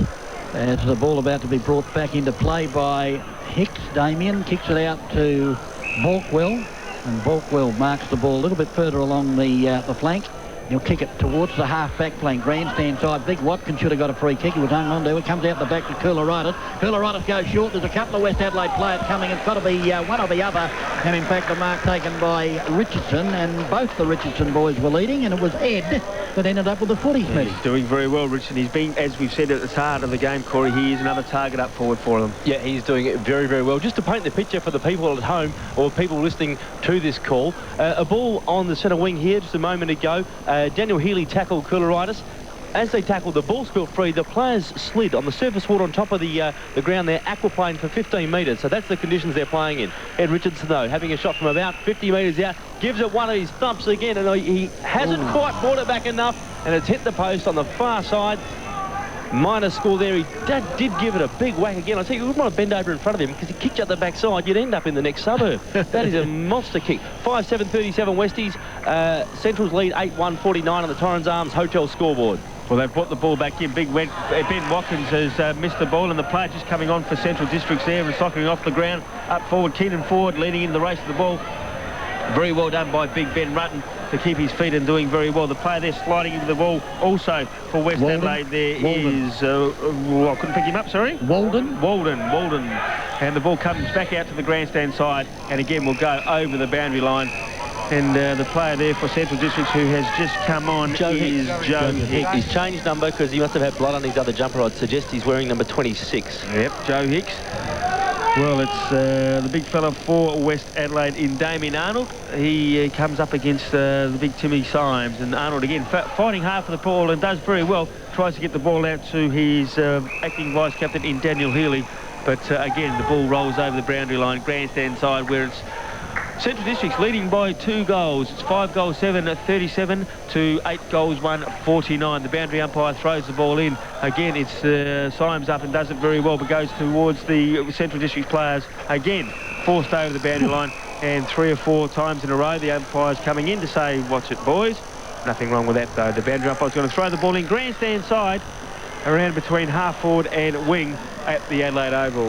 Yeah, 20 minutes gone on the Dave Benson Caravan time clock, and this is the second quarter, and the Doggies are in front. The ball tapped toward centre wing, kicked off the ground by Hamlin. Leading in the race for the ball is James Gown. Got the handball over to Healy. It was a beauty. Healy kick up towards half forward. Out comes Keenan Ford. Got on the second grab, and then it was an absolute Barry Crocker. He just threw it on the boot and it had nowhere to go but out of bounds. Someone from the crowd came running down, thought they'd get that, thought they might be with a chance to win the cattle crash mark of the day if they got hold of it. Well, they would have for sure and certain, as the ball is kicked back into play, and Mellor, who must be having a run on the ball because he came out of the centre last time, and he's marked the ball at half-back. Gee, this is danger. If ever I saw it, he kicked it over to his teammate, but it's going to be a goal to the Dogs. Ford gave it over to his teammate, and the kick off the boot of Chris Gowns, I think, but he's going to get a free kick. And don't tell me things haven't gone the Doggies' way today, because they have, and he's going to get another shot at goal. Well, the player from West Adelaide who came on is... who? Sorry? Scott Walden. Scott Walden came in and actually did chase and work hard to get down there, but gee whiz, Tiggy Touchwood in my book, and but the umpire's got the whistle. And Hamlin it is that's got the free kick, I think. He's going to take his shot from about the top of the goal square, so he should put this through, but Jeepers Creepers... Perhaps a little bit soft, that one, but Hamlin comes in now, 20 yards out. He's pushed it across the face. I'm not too sure. The goal umpire's rushed back to the middle, though. It's a goal. The Central's flags are flying, and the Doggies move along to 9-1, 55, leading Westies 5-7, 37 on the Torrens Arms Hotel scoreboard. Let's check scores from around the ground, thanks to Michelle's patisserie. South Adelaide 1-1-7, leading the Eagles 6 points. Port 6-8-44, League Glenorg 4-3-27, and Sturt 4-4-28, leading Norwood 3-1-19. Carlton 13-4-82, leading Melbourne 7-5-47. Those scores thanks to Michelle's Patisserie at Hollywood Plaza. Back to Adelaide. And back here at the Adelaide Oval, it's Central Districts leading at this stage. Big Ben Watkins up against the fella from Central Districts in Arnold. Comes out to Toomey. Toomey with a big kick up to half forward, but coming in there and taking a good mark is the Central Districts defender. Hopwood. Been all right from, goes short, goes to virtually the outer side of the ground there, and coming up to the wing and kicking the ball out of bounds. Looking for Gowns, but does slide out of bounds. Right opposite here at the grandstand side, right in front of the Victor Richardson gates.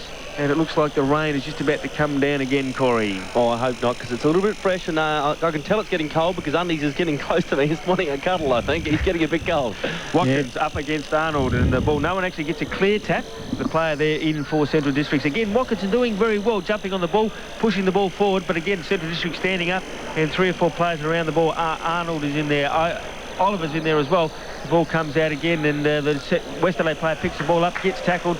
Ball falls free to the player there for Centrals, and that was Hicks. He looks upfield, finds the player there in Healy. Healy couldn't take it and went without the ball, but again comes back to Healy, turns around onto his left foot, goes in long over the back looking for anyone in particular, but the ball's going to beat everybody and go out of bounds in the left forward pocket on the outer side here at the Adelaide Oval, where the scores are West Adelaide 5 goals 7 37. They trail Central Districts 9 goal 1 55, and very, very accurate picking there by Central Districts. Yeah, still Westies with more scoring shots, but the Doggies have done more up forward as the ball is thrown in. Sorry about that, Smitty. As it's thrown in, a chance here for the Dogs was a player was being hung onto. There was Ford. He claimed the free kick. The umpire said keep it going as it comes back to the pocket. Here's a chance now for Daniel Stevens, but the high kick left footer The ball must have gone out of bounds before he kicked it, and there'll be a throw in that left full forward pocket again. Concern here is how much energy Westies have burnt up. You said they've had more scoring shots, but they're not in front on the scoreboard,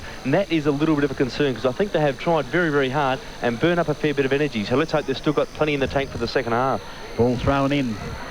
Watkins v forward. Watkins in front, got the tap down. Westies will emerge with the footy. It doesn't go very far. Diving on the footy there was Chris Gowns. The ball is there. Bellows there. In goes Walden. He can't do much with it. The ball at the bottom of the pack.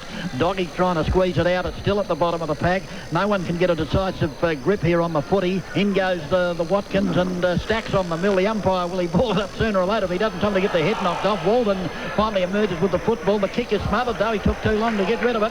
Westies are having more stripes than Mandrake picking up the footy. It finally squeezes out the half forward. Can they do something here, the Dogs? It is picked up by Chris Gowns. He goes to ground once again into a pack of players. Very, very scrambly football at the moment, and this time the umpire said, I'll have it, and we'll ball it up on that left half forward flank for the Dogs. Well, we've got no other option to do that, has he? I mean, it's been not pretty football at this stage, Undies, but all we say all along, it's just about yardage, isn't it? Yes, just yardage. We've got the blood rule. I'm not sure who has got the claret. It looks like Big Benny Watkins has got a bit of blood. Put the glasses on and see where it's, in what part of the old body it's coming from. And it's probably a good time to go back to the studio to check scores from all around the grounds, courtesy of Michelle's Patisserie, because there will be a few moments taken here. Now listen, folks, the sad thing about Cattle Crash is that you have to have a bingle before you can experience their fantastic service. Now, I'm not suggesting you do that, but should you have an accident, Cattle Crash really are the people to call. Why? Ask any Cattle Crash customer. It's because Cattle Crash will repair your car fast, supply you with a free loan car, and cattle are approved by the RAA and all reputable insurance companies. So remember, if you crash, it's Cattle Crash. 2 locations, Edwardstown and Blackwood. Cattle Crash Repairs, sponsoring 5RPH. In the AFL, Carlton 14-4-88 leading Melbourne 8-5-53. We've got the Eagles 1-8-14 leading South 1-1-7. Norwood 5-3-33 leading Sturt 4-5-29. And Port 6-8-44 leading Glenelg 4-3-27. Those scores thanks to Michelle's Patisserie at Mitcham. Let's go back to Adelaide. Well, back here at the Adelaide Oval, no further scores have been added to the scores that we've already just given you. 5 goals, 7-37 West Adelaide. They trail Central Districts 9 goals, 159. Yes, and the ball is actually taken there by Chris Gowns. He had a shot at goal, but was a shocker in actual fact and went out of bounds. The ball kicked back by Sam Jones up to half forward. Any number of players up at the back. The Doggies just playing the better wet weather football at the moment as the ball comes into centre half forward, kicked off the ground, back into a nest of Doggies. It's taken by Daniel Stevens, tried to get it out to McGowan. McGowan flicked it over, but the umpire said there was a throw there, and it might have been against Daniel Stevens. In fact, it was, and Paul Jarvis will be the recipient, and he'll take this kick at centre half back. He goes to the outer side of the ground. He's looking there for Miller, who's in the middle of the pack. It came over the back of the pack. That's the place to be on a day like today. And there haven't been too many players there, I might tell you. The ball kicked off the ground. A chance now for Dempsey. If he can bend over and pick it up, he can't. The Dogs are in there desperate at the moment. Now it's finally kicked out to McGowan. McGowan will get the left footer. He's put it back up towards centre half forward. Out comes Ford. He couldn't do much with it. Ben Rutten tapped it out there. He's looking for a teammate. Kicked off the ground though by the Dogs up towards half forward. McCardle hung on to. Should have got a free kick. McCardle comes to Chris Gowns. He missed the last goal. He needs a big old break here, but it was a bit of a top spinner and rolled through for the minor score to the Doggies. 9-2-56 on the Torrens Arms Hotel scoreboard. The Bloods 5-7-37. 28 minutes have lapsed on the Dave Benson Caravan time clock. Yes, well, the big fella Watkins back on the ground and Stewart off. And big Sam Jones is going to go straight to that player. And a good kick it is too. Now Watkins, can he mark it? Healy comes in, no, but he's left it over there to Barrett, and Barrett looks around to see if he can play on. He does just that. Goes up for the West Adelaide player in front. Good spoil there by Hopwood for the Doggies.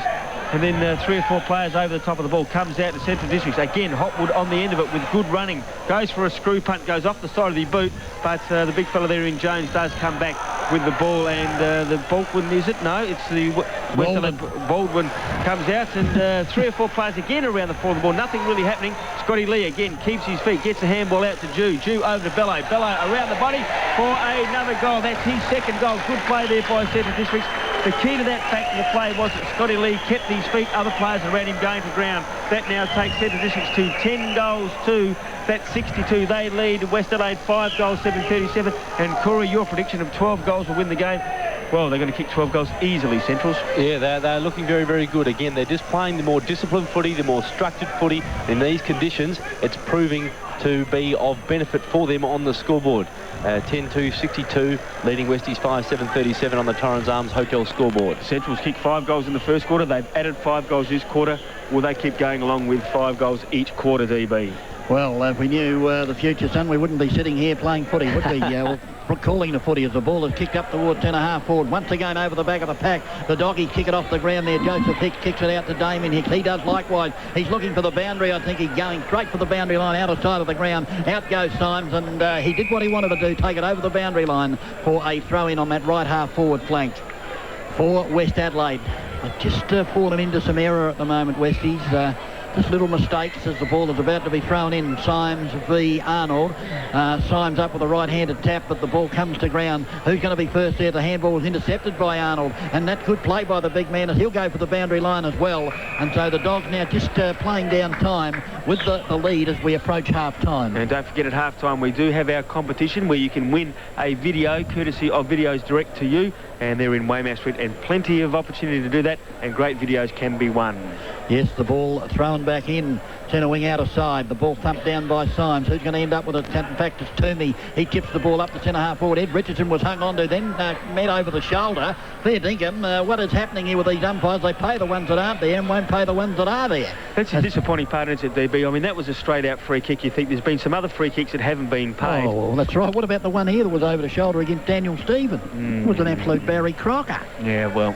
Umpire throws the ball up between half forward and centre for West Adelaide. An attempt to kick off the ground there by Symes. He did have no luck in that little foray as the ball is kicked out towards half forward again. It's very scrambly football at the moment. It's still on the deck. Westie's trying to emerge with it. They can't do much at the moment. Finally, it's Big Arnold. He threw the ball away. The ball back into nest of players. It comes out towards the half-back flank. First there is going to be Chris Gowans. He'll get the handball. He's looking for the boundary line. Will he find it? He will. And it's out of bounds right half forward flank for West Adelaide. Played 32 minutes, Corey. It's been a long quarter. Certainly has, yeah. Probably the boundary throws, I think, have caused the time to keep ticking on there. But the boundary umpire, he gets back into action and does his thing again. And the ball thrown in as it's a chance here for West Adelaide. Dempsey's there. Can he do something? The ball is, the kick is actually smothered. McGowan now handballs it back out towards the boundary line. Coming back into play though as the ball is kicked around the body then. Might have been Hamblin towards centre wing. Up they go. No one can take the mark. It spills loose. Central District doing the right thing. They're staying down as it kicks towards centre wing. Out comes Ed Richardson, who must be back in defence. And he forces the ball towards the boundary line as the siren goes to end the first half of football and honours with the Doggies. They're 10-2-62 on the Torrens Arms Hotel scoreboard. The Bloods 5-7-37. And goal scorers for Central Districts at this stage, you've got Marco Bello with 2. He kicked 1 in that quarter. Stewie Jew with 2 also. He also kicked 1 in that quarter. And singles then to Scotty Lee, Sam McArdle, Keenan Ford, Chris Gowans, Murray Hamlin and Daniel Healy. For West Adelaide, you've got Greg Miller with 2. He kicked 1 to that in that quarter as well. Adam Richardson also with 2. He also added 1 in that quarter. And Edward Richardson with 1. The scores here at half-time as the rain starts to come down again. You've got West Adelaide 5 goals, 7-37. They trail Central Districts 10 goals to 62. As the umpire goes to do his thing. Yeah, umpire about to throw it up once again. Moller v Stewart. Up they go. Moller got the tap. It squeezed out the centre wing out of side. Was picked up by Koularitis. He was immediately tackled. Flung to ground by Daniel Healy. And we'll have a bounce down or a ball up in the centre once again. So the ball obviously a little bit dry now, so perhaps the players can use it early here, the first couple of minutes. Certainly if Westies can get a couple on the board, they're right back in this ball game. Up goes the throw. The ball backhanded tap, in fact thumped on further by Bello, but it ended up with West Adelaide Miles as he kicks it back to centre wing. Out comes Ed Richardson. He'll lead in the race for the ball. Kicks it off the ground. Cleverly done. And he got, it wasn't Ed Richardson. In fact, it was Mellor, and he got good support from, in fact, Ed Richardson. As the ball is squeezed up to the pocket. Pushed out of the play there was Big Adam Richardson by Geister. And the ball in the pocket underneath the pack of players. And there'll be a ball up, and gee, didn't Geister get rid of Big Adam Richardson easily then? When he hit the ground and started skidding for 5 or 10 metres, there was no way he was getting up. He was just skating on the grass there. Well, we got Adam Richardson and Moller in the ruck. Plenty of players around. It'll be interesting to see whether they can keep this in or whether they knock it out of bounds. Plenty of players around the ball, and it's just they've pushed each other, crashed across the boundary line in the right forward pocket, and we're going to have a throw in. And again, I think it's going to be a replay. Richardson and Moller. Plenty of players around the ball again. It's pretty overcast here. Richardson does get a tap down to Dempsey. Kick around on the left hand, on the left foot. Hicks it was. He gets the ball off the ground to Gowans. Across to Bello on his right foot. Beautiful kick considering his right foot. Jude leads the chase the ball and takes a mark. He's going to come back inside on the left and he'll bang it long. He certainly does. Kicks it long and flat. His target was Gowans, but he wasn't there. Mark Stewart picks up very easily. Chips it a little wide on the outer side. It's 2-on-1 in Westie's favour. Barrett leads to chase the ball. He's got Nathan there with him along with Walden. Walden's got plenty of time and he kicked just a chip towards Dean Howard. Dean Howard takes a mark. Oh, kick it, son, you're hot. He certainly does. Kicks it down towards Richardson. One-on-one with Geister. Geister's going to actually lead the ball. Taps it towards the boundary line. Richardson a backhand back. Beautiful play. It's Richardson again. He's working hard, the big fellow. And Mellor comes in, a quick kick on the left, and he's snuck it out of bounds. The ball to be thrown in there, just around from the point post in the forward pocket, and the players are working extremely hard here, trying to create something, trying to get something. The ball's probably got soaked a little bit now, so any advantage has gone there. The boundary umpire throws it in. Symes comes in, crashes the pack, snaps it on the right foot, looking for a lucky bounce. Oh, beautiful. We said we needed a bit more from Timmy Symes, and he's taken it upon himself. Jump, crashed the boundary throw-in, taken it out of the air, landed and snapped a right foot goal. Very, very clever. Through, and that is Westie's 6. Westie's 6-7-43. Still trailing Central's 10-2-62 on the Torrens Arms Hotel scoreboard. DB, if we had an award for the goal of the day, that'd be it. Well, the ball dropped forward. The ball did drop forward, didn't it? And Symes did very well. And could be just the injection that Westies need to get him back into this contest. Certainly will lift the players around him as the umpire's got the ball in the centre. 3 minutes gone on the Dave Benson Caravan time clock. The rain set in again. Very, very overcast. Up they go. Stewart with a tap down to Dean Howard. He's gone though. Just got the kick away in time up towards Ed Richardson. Will he get it on the second grab? I would have nearly paid that mark. The umpire said play on as Bello was pulled away from the footy. He could have got a good free kick as well. Ed Richardson tries to kick it off the ground. Luck to fortune because it's ended up here with Hamlin. He tried to get the handball away. Richardson goes in like a Sherman tank and got rid of the central player. The ball's at the bottom of the pack. Ball it up, umpire, or you're going to get some fisticuffs in here if you're not careful. And the umpire will move in and bounce at centre wing grandstand side. Ed Richardson showed the intensity that Michael Taylor would have asked from the Westie side. Yes, he certainly did. Up they go. Stewart with a big tap. That's a clever tap to Toomey. Toomey back out the top to Jarvis. Jarvis around the body to Dean Howard at centre wing. He'll play on and pick the ball up to the lead there off Symes. Symes, the ball half volleys. He tried to, in fact, tap it on towards his teammate there and Dempsey, who tripped over. It came out to Hopwood. Hopwood kick into the centre, and it's marked by McGowan. McGowan now, he'll slow things down. Got runners everywhere, and that's the difference, I think, at the moment, as Joseph Hicks gives him support. He'll go to centre wing and then bang it with a drop punt up to towards half forward, up high, thumped away there by Jones. The ball spills out to the half-back flank. It's all West Adelaide, though, as Koularatis goes out there. He's looking out there for Barrett if he can pick it up. Barrett picks it up and then chips it around the body, but it's a poor kick. It's ended up there with McGowan. McGowan will flip it over the top. Here's a chance now for the player in Dew. Dew's a long way out. The kick didn't come off the boot as he expected. In front, Walton comes to ground. Daniel Stevens tried to kick it on the way, but he's missed, and in fact I think it may have gone just through for the minor score to the Dogs, and a golden opportunity there. 10-3-63 on the Torrens Arms Hotel scoreboard. The Blood 6-7-43. Sam Jones is going to bring the ball back in. No doubt he will go long. Well, he tries to go long, but it's off the side of the boot and it's straight into the hands of Gowans. And the two Gowans boys look very, very similar, given that they are twins, of course. And funny about this that. Is which variety is this? Is it Chris or is it James? It's James. It is. Kicks in forward and it's cut off. Dean Howard. And Dean Howard cuts it off and kicks it out towards the outer side. Mellor leads in the chase the ball, but he's tackled. We've got Ackland there as well, but Hamlin comes in very, very hard and over the top of the ball.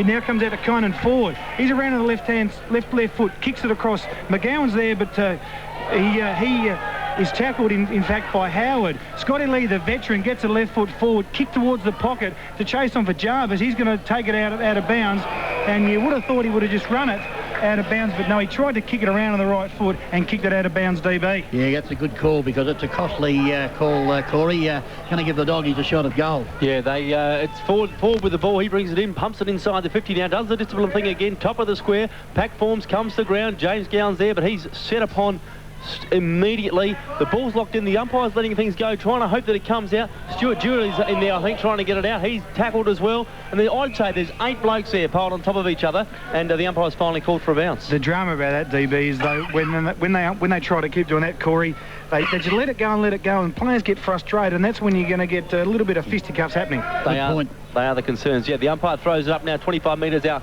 from the Doggies' goal, and again, players just stacking on, just trying to lock it in, and Central's trying to lock it in. The Blood's trying to get it out. The umpire's just blowing the whistle now. He's blown the whistle and paid a free kick, and no one around here can quite work out what that's for. Well, we don't even know who's got the free kick, boys. That's the question. It's actually going to go to Luke Nathan in deep in the defence of Westies. Really hasn't got a lot to kick forward, but he sees Ben Rutten, who's taken the lead. But Bello, the little fellow, chipped in front and defensively knocked it out of bounds for a throw-in. Did it particularly well, DB. Yeah, but Westies haven't learned, have they, with that short passing in the back lines? It's already cost them a goal in that second quarter, and they've done it again as the boundary throw-in. Left half forward flank. I've got rid of that frog out of the throat. The ball is thumped back towards the boundary line. This time Jarvis takes it over instead of kicking. I think he learned from the last time, didn't he? And a boundary throw-in left full forward pocket for the Dogs.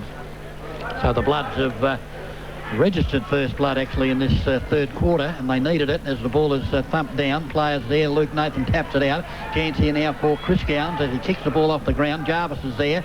On hold falls, then kicks the ball to the boundary line. It'll just go over in front of Rick McGowan, and a boundary throw-in between half forward and the left full forward pocket.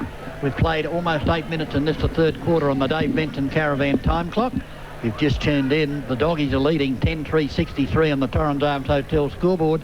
The Bloods are 6-7-43, so 20 points in it as the ball is squeezed through the legs of Jarvis. It comes out here to Chris Gowns. His high ball into the pocket. Ford is in front. Here will he take the mark? He got up very high. It ends up with Ben Rutten. It comes out now to Walton. Walton right up on the boundary line. Will he go over? And he just stepped over. He was still in play and then just took a step over the boundary line. And the central umpire said, not a problem, boys. Throw it in. Yes, well, it's one of those things that you could argue that it's either way, couldn't he? Yeah, he could make it either way. The ball thrown in, Big Stewart, Dean Howard's in there. Out comes the player there in Rutten. He can't do anything. The Central District players, the ball's at the bottom of the pack. It squeezes out to Big Stewart. He does it well for a big man, but he kicked it straight here to the Doggies. Hamlin. Hamlin goes short. It's going to be chopped off at the pass, so in comes Barrett. Barrett's got a player running for him on the outer side. That's Cooleritis. He's got a bit of a space now if he can pick it up. No, he kicks it off the ground. Healy's after him like a Sherman tank. He's still got it in front of him. Cooleritis gets support there from Joseph Hicks. Well done. Gives it over to Healy. Healy gets the handball back. It ends up there with Daniel Stevens. He in turn gives it out to Daniel, and Daniel on the right boot. He's got a player loose up further afield. He spills the mark, but it comes back to Daniel Stevens. He puts it on the right boot. The screw punt going in towards full forward. Up in front, the West Adelaide players, they spill the mark. Kicked off the ground there by Rutten. Opportunity now for the Dogs. Rick McGowan's in there. The ball at the bottom of the packet. Squeezed down. Here's a chance for the Doggies. Around the body goes Chris Gowan, but he's missed away to the left-hand side for the minor score. And the Doggies all of a sudden missing their target, 10-4-64. West Adelaide 6-7-43. Could be keeping it in it. They've just had a couple of opportunities up in their forward line, the Doggies, and they have missed. And Westies will want to try and make them pay for that. Players out there just puffing and breathing, a few hands on heads as they bring the ball back in. West Adelaide to the outer side, and they have a player loose and some loose runners. Walden it is. He goes up to centre wing looking for Symes, but Miller it is that's crashes through, takes a nice strong chest mark. He offloads it, and the Westies are full of running. They chip it along the wing now to the outer side. Symes it is there who's run forward and created an option, created space and presented himself, and he has it. He's going to pump it into the 50. Westies need something, need a contest here. Richardson comes out with chipping across there. I think it was Joseph Hicks. Clever mark in defence, and he stops the attack of the Bloods, and Westies turn to rebound it now. They just switch it off across to the far side there of the ground in the back pocket. Hopwood it is. He looks inside for Jude. Jude's got a bit of space. He sees that, and he's away. Let's go with a big left-footed torp up to centre half forward for the Dogs. What can they create? The ball comes to ground at the back of the pack. Sam McCardle, he can't do anything. Westies clear it now through. Luke Nathan it was. Yes, clever kick, and away they go again. Cooleritis offloads now to Mellor again. He's looking inside for Richardson. Ed Richardson it is. He's overrun it, and Hicks it is. Joseph Hicks who's working overtime back there in defence. He clears it to his brother in Damien. Damien gets called to play on, and he's poked it out towards the boundary line, but can't find the boundary line, and Westies hang on to it now. They turn it inside, but again, there's too many defenders there for the Dogs, and they take a safe mark and try and switch the play. They don't quite get the clearance they need, and Westies make the play with Oliver, who comes in and gathers it now. He can't affect the disposal to find a teammate, and once again the ball is pounced upon by 2, 4, 6, 8 players, and the umpire has called for a bounce. I don't like this kicking mongrel punt torpedoes. Even though it is wet and cold, I really much favour a methodical drop punt to a spot. As the ball's thrown up now, it's going to get clear. We've got a number of players around the ball. Oliver it is, in fact, he's going to get a right foot kick forward, goes out towards the outer side boundary line. Symes is going to lead to chase the ball. Damien Hicks actually got the better bounce, and they're lucky. He kicks it back to his brother in Joe, and McGowan forward now. Almost took a mark, tapped out towards the boundary line. Bello is there with Jarvis, and Jarvis again, third time this quarter, he's taken it over. Again, used a smart move and not tried to kick it around the corner, and he went to the defensive side for the boundary throw-in. He'd be a hard player to play Monopoly against, I reckon. He learns by his mistakes, as Paul Jarvis. The ball thrown in.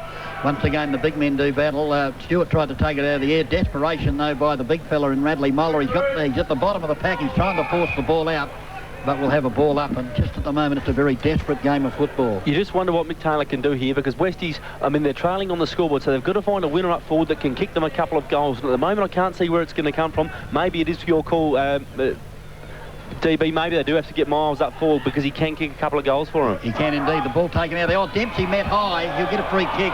He just ducked the head in time as the arm came across, and the umpire, luckily for him, was in the right spot to see that. And Dempsey now will pump West Adelaide into attack. He's a long way from goal. He's about 80 metres from goal. He'll kick the drop punt up to the half-forward line. Up they fly, pumped away. It comes here to Oliver. He couldn't do much with the footy. It comes back to Oliver. He's grabbed hold of, didn't have the footy. The umpire thought about giving him a free kick. The ball's back into a pack of players once again. Joseph Hicks kicks it out. Here's a chance now for Symes. He's got to bend down and try and pick it up. He can't. He goes to kick it off the ground. And finally the Central District player in Hamlin takes it over the boundary line for a throw-in right to half-forward flank for the Bloods. A goal here would certainly make things interesting for West Adelaide as the ball is thrown in. Moller and Symes. The ball spills to Ed. Richardson uses strength to try and get through the pack. In goes Oliver. He's pushed in the back. The ball squeezes out for the Doggies. The handball comes as it now ended up with Joseph Hicks. He's at half-back on grandstand side. Kicks it along. Ford at the back using his body well. Came off his head in actual fact. McGowan flicks it over the top. That's a magnificent handball. Chris Gowns was in the van. Came back to McGowan. McGowan to Healy. A beautiful handball. Healy on the right boot. On the drop punt goes up towards full forward. Up they fly. Thumped away by Sam Jones. Here's a goal for the Doggies and kicked off the ground by McCardle. It's got there. Oh, it's got there. A goal from McCardle. It is a sausage roll to the Doggies. They did it the halfway. 11-4-70 on the Torrens Arms Hotel scoreboard. Second goal to McCardle. Westies 6 goals, 7-43. And the handball here from Rick McGowan. What we need a gem to set that up. That's the strength of McGowan, isn't it, DB? He gets a lot of the footy, and one of the reasons he does get a lot of the footy is he continues and he follows up his ball. Let's quickly go back to the studio and check scores from around the grounds, thanks to Michelle's patisserie. We've got Carlton 28-128 leading Melbourne 9-7-61. Eagles 3-9-27 leading South 2-2-14. Port 8-10-58 leading Glenelg 4-4-28. And Norwood 7-5-47 leading Sturt 4-5-29. Those scores thanks to Michelle's patisserie at Arndale. Back to Adelaide. Back in the centre, it was Moller v Stewart. The ball came clear towards Central's forward line, and we've got a number of players around the ball. We don't think we can get it clear, but Gowans does particularly well and gets tapped forward. It comes clear to Toomey, who gets a left foot chip kick back in the middle of the ground. Symes is there with Howard, and as is off the height, I think it was, but the ball does spill free to Toomey again. He's kicking it forward. A beautiful little kick towards Symes. He's up there working well. Ackland is in fact there along with Hopwood. Hopwood gets a chip kick out the outer wing, and the ball's been kicked off the ground. Oliver was courageous, had he put his head over the ball, and big Benny Watkins, he hasn't seen the efforts of Jarvis, and he's decided to have a kick around the corner, and he's kicked it out of bounds on the full.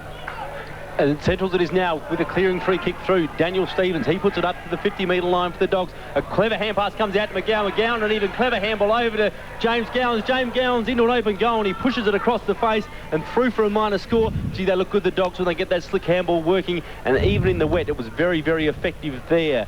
The Dogs move along to 11-4-70. West Adelaide 6-7-43 on the Torrens Arms Hotel scoreboard. Yeah, once again, Rick McGowan involved in that passage. Very good now. Westies to bring the ball back in, looking for their options. They go wide, looking for the big fella in Stewart. He sets himself forward at the back, gets a punch to the front of the pack, but Westies are there again. And Dempsey it is, who gets a quick kick up the ground to the centre half forward area. And but players fighting for it now. It was a big fist over the back. It came to ground, not a lot of numbers there. And the ball was rushed over the boundary line. And again, the boundary umpire on this side of the ground, in front of the grandstand, in front of the 5 RPH commentary box, is going to earn his money and do his thing again, as Ackland is that just throws his shoe away. So he's one boot on, one sock on. Not a good thing for him, but Westies now come away with the ball. Dempsey scouts it well at the front of the pack of that boundary throw-in, but the ball can't get clear to the zone, and the players jump in again. Daniel Stevens it is again, fighting for the ball, just paddling it in front of himself, and it goes out of bounds. And once again, the boundary umpire right in front of the 5 RPH scoreboard is about to do his thing undies. Yes, as he throws it in, Moller and Symes. Symes comes across the back of the pack and gets a quick tap down, and he's been the West Adelaide player in Barrett it was wrapped up by Ricky McGowan. They're still pretty tight, aren't they? Every time the ball comes to ground, the players are very quick to get on it, and you have to clear it out early, otherwise a pack will form, he stacks on the middle and the umpire's forced to bounce it down again. Yes, you could throw a blanket over about 15 or 20 players. Moller taps it out to Bello. Bello taps it in out also the bulk wheel, and a defensive kick on the outer side, again right in front of the commentary team here for another boundary throw in, DB. Yeah, they're playing very clever football at the moment, wet weather football, the doggies. They're doing all the right things as the ball is thrown in. Big Moller flips over. This allows Symes to take the footy. He gives it to Dempsey. Dempsey up inside 50. Chance for Ed Richardson, who gathers it, did it well. A slippery ball. He comes one way, then the other, then curls the ball back up to the pocket. Adam Richardson there may have been hung on to, spins out of the tackle, but he didn't have the footy. It was at his feet, and consequently the central defenders pounce on him for a ball up in the right full forward pocket. DB, I reckon we made that call a little bit too early, because Mick Taylor sitting next to us has heard us. He's moved Dion Miles up forward as well now, so let's hope he can spark something for the Bloods. Yes, and a new player on for the doggies is Bevis replacing Scotty Lee. The ball kicked out the half-back. Out in the leading in the race for the ball there is Hamlin, and it beats him out over the boundary line. Yeah, it is Bevis on the ground. Aaron Bevis for the doggies, number 36, and he's gone to the half-forward flank grandstand side. Boundary umpire about to get play underway once again. Moller and Symes. Symes front position. Well, it might be Arnold, and in fact it is Arnold. Out the back comes the footy. Jarvis did it well. Handball to Walden. Walden got a left-handed and awkward one back to Jarvis. Jarvis will put it up inside the attacking 50. The beating in will rise for the occasion. The plate was down on the ground. That's where Dean Howard was. He gave it to Koularitis, and Koularitis kicked to the left-hand side. The minor score again recorded for West Adelaide. 6 goals, 8-44. The doggies 11-5-71, and they just cannot find the tall uprights. The discipline thing worked there for Westies though again. They got it to the top of the square. Koularitis was coming through. He got it on the boot and only just missed the narrowest of margins, hitting the woodwork, one behind. Off to Hyder it is now that brings it in. Big torpedo punt out, goes outside of 50, but the Westies are there and they bring it to the front of the pack. They're fighting hard, but Central's come away with it on the outer side, just chipping it over top, and they've got the runners. Bello it is that ends up with it on the centre wing. He's looking for his options, gets a good shepherd there from Arnold. Bello switches it inboard, looking for McCardle at centre half forward on the 50-metre arc, but he can't take the mark. Oliver comes up with the crumbs for Westies, and he tries to clear the zone now, putting it onto the outer side.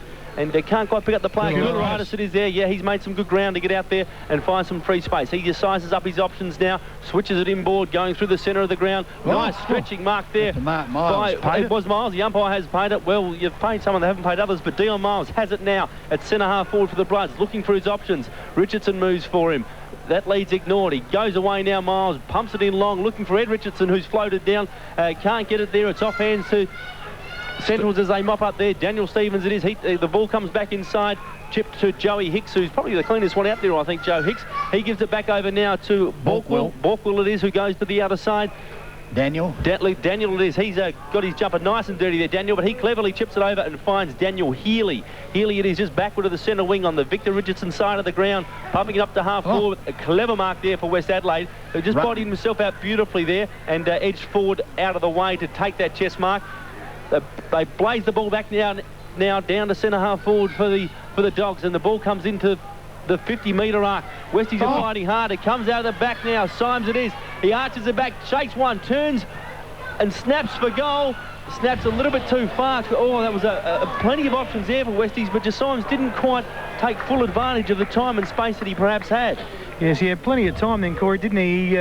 He could have steadied and found 2 or 3 of his players as they could have run in and kicked an easy goal. Yeah, wasted opportunity there. The ball kicked out to Daniel. Daniel off the boot of off to Hyde, and Daniel now will kick this ball across half-back. Yeah, he really didn't realise just how much time he had then, did Timothy Symes, and consequently the Doggies really playing clever football. They've slowed the game down now as the ball goes out to half-back. Out they come. Healy went high out the back. Big Watkins is the only one out there back there for West Adelaide, which does surprise you because he's probably one of the biggest men on the ground. And Westie's just not playing this game clever enough at the moment, the conditions. I think that's the difference, isn't it? They had a couple of chances there. Symes, that was the one most recently, and if they could have capitalised, kicked a couple of goals in the last 5 or 10 minutes, they'd be back in this, and they've probably had their chances. They just haven't done the smart things. Symes v Arnold. Symes in front. The ball comes down, trying to burst his way through there. In fact, was Symes. He couldn't do anything with it. Westie's at the bottom of the pack. Toomey's there. He can't pick up the footy as they have sacks on the mill. Out comes another player there. Oliver leads in the race for the ball. He tries to tap it back. Did it cleverly. Opportunity once again for West Adelaide, but the Doggies pick it up and a big handball out. I don't know whether that was luck or what it is, but it ended up with Healy. Healy kicked it up to half forward. Rutten was there in opposition to Keenan Ford. Oh, a player pushed in the back. He'll get the free kick for West Adelaide, and I think it might have been Scotty Walden. Was it that... no, it's Rutten. Well, it doesn't matter because the umpires have paid the advantage up towards the centre wing. I still don't like that rule, the advantage rule, because everybody stops in their tracks and the ball keeps going, and there'll be a bounce down centre wing out of side. Yeah, it's that interpretation thing, isn't it, DB? It's the feel for the game, and there's got to be a time where they don't play it on and they bring it back to an even money bounce again. Yeah, good point, as the ball is about to be thrown up right on the boundary line on the outer side. The Doggies again get the tap now. Out the back this time it's West Adelaide as the handball comes inboard. Barrett's there. He's tackled from behind. The ball's at the bottom of the pack. Don't ping him umpire for heaven's sake, because he had nowhere to go. He had both arms pinned. And only a stick of gelignite would have got that ball out on that occasion. And there'll be another ball up centre wing out of side. It gives you the shivers, doesn't it, when it comes in there? You just never know what they're going to do. As we've got a ball up, the umpire's throwing it up as they've done all day. Arnold's there with Symes. Symes is working down and taking that bounce up, and nothing eventuated from it, and the ball was knocked out of bounds, out of side for another throw-in. So we're going to replay it again. Symes and Arnold. Let's see whether we can get this ball clear. It's just slowed down the game a little bit in tempo in the last few minutes. Nothing eventuated. The ball dropped down to no one's real advantage, but the ball's kicked forward. I think it was Chris Gowans who got a kick towards forward, and the player just come onto the ground was Bevis in his second game of footy. Did pretty well for the young kid, and he couldn't get it clear, but Ben Rutten, the big fella, comes in and crashes away through, but spilled out towards Watkins, who went defensive side of the ground. Out towards Koularitis. He's hot on the hammer from Healy. Healy's quick, but so is Koularitis. Symes working way down on the wing to get a kick. Runs around his Central's opponent like he wasn't standing still, and then gives it straight back to Hicks, who takes an easy, uncontested chest mark. Damien Hicks it is on the half-back flank on the outer side of the ground. Chips it in short, looking for Chris Gowans. Chris Gowans takes the mark and he goes back, just slowing it up, just trying to control the tempo of the game. And the Westies player hasn't got back on the mark. The umpire's blown him up, pulled him back 25 metres, and Chris Gowans has the ball. They really are just playing this very cleverly, the Dogs. They're trying to control the tempo of the game and just holding it up. And Chrissy Gowans now has the ball with his 25-metre penalty up on the half-forward line for the Dogs. He pushes it inside the 50. The pack forms, ball comes off hands. Plenty of Central players, rather Westies players at the back. They can't quite escape the ball as they wish. They get the quick kick out. It's only as far as Daniel Healy. He grabs it, just sizing it up and gets a handball back inside. Cleverly done now. Back to Healy again in the old 1-2. Healy gets it across into the... Daniel it is, right on the very far side of the ground in the forward pocket. He does a disciplined thing, centres it, but Westies come away with it now. Ed Richardson, who's fought hard all day, gets a hand pass out. The ball going towards the boundary line now, but the Centrals have the numbers there, and Ford it is that wraps it up, gets a little kick over the top and finds Chris Gowans. Well, he's everywhere. I know they're doubled up, the Gowans boys, but they have been very busy today. Gowans again, he does the disciplined thing into half forward there. The pack forms, no one can take the mark. Bevis it is that gets his hand on the ball, but it spills free as he's tackled, and the players are wrapped up there. The umpire will be called in and have a bounce 2 or 3 metres out from the near side point post for the Central District side here at the Adelaide Oval. 25 and a half minutes into this third term. Yeah, when that ball came out, there were about 3 or 4 Central players in the van to actually take the footy as the ball is kicked high. The umpire waves play on. Rutten was up in the middle of the pack. Dean Howard emerged with the footy, kicked it on the left foot, didn't go very far. Came to Borkwell. Borkwell in turn now to Hamlin. Hamlin goes across the centre half forward. That's good football, and Hopwood take no. Shepherd's been paid. I didn't see that at all. I thought the player was well within distance, but the umpire said it was a Shepherd as finally the ball is kicked out the centre wing, and out there as Toomey takes the mark. This could be costly because Dion Miles has created the space further afield. He's at centre wing. He can run a long way. Will he go short to the big bloke and Adam Richardson? He can, but Adam can't take the mark. Chance now for Miller if he can pick it up. He can't do so either. Miles goes in again, and it'll be Saxon on the mill, and this is what's happened to West Adelaide. A bounce down. They just aren't finishing off their game when going forward of centre. Again, just going short with that kick there. Could have gone longer there, Dion Miles. Well, the other thing was he really didn't give Richardson the opportunity. He kicked it. It was not high enough, and Addy's bootlaces as the siren sounds for three-quarter time in what is quite an entertaining game here this afternoon at Adelaide Oval. The Doggies, though, at three-quarter time, 11 goals, 5-71 lead the West Adelaide Bloods, 6 goals, 9-45. DB, have you got some goal scorers in that quarter end to date?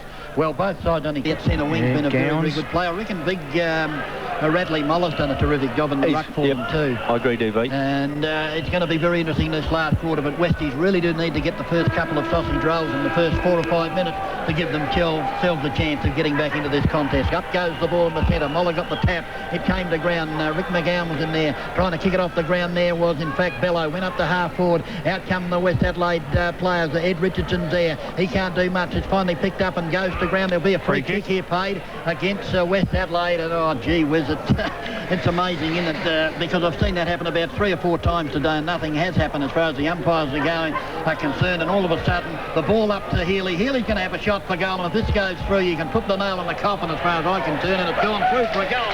And that's about it, I'd say. Second goal to Daniel Healy, and once again a very doubtful free kick in my book. 12 goals, 5-77. The Doggies lead West Adelaide 6-9-45. You wonder if Westies were just still trying to digest all the information they were given at three-quarter time, because it was one heck of a lecture, that's for sure. And Centrals have come out bang, bang, bang, and Healy's put the goal on the board.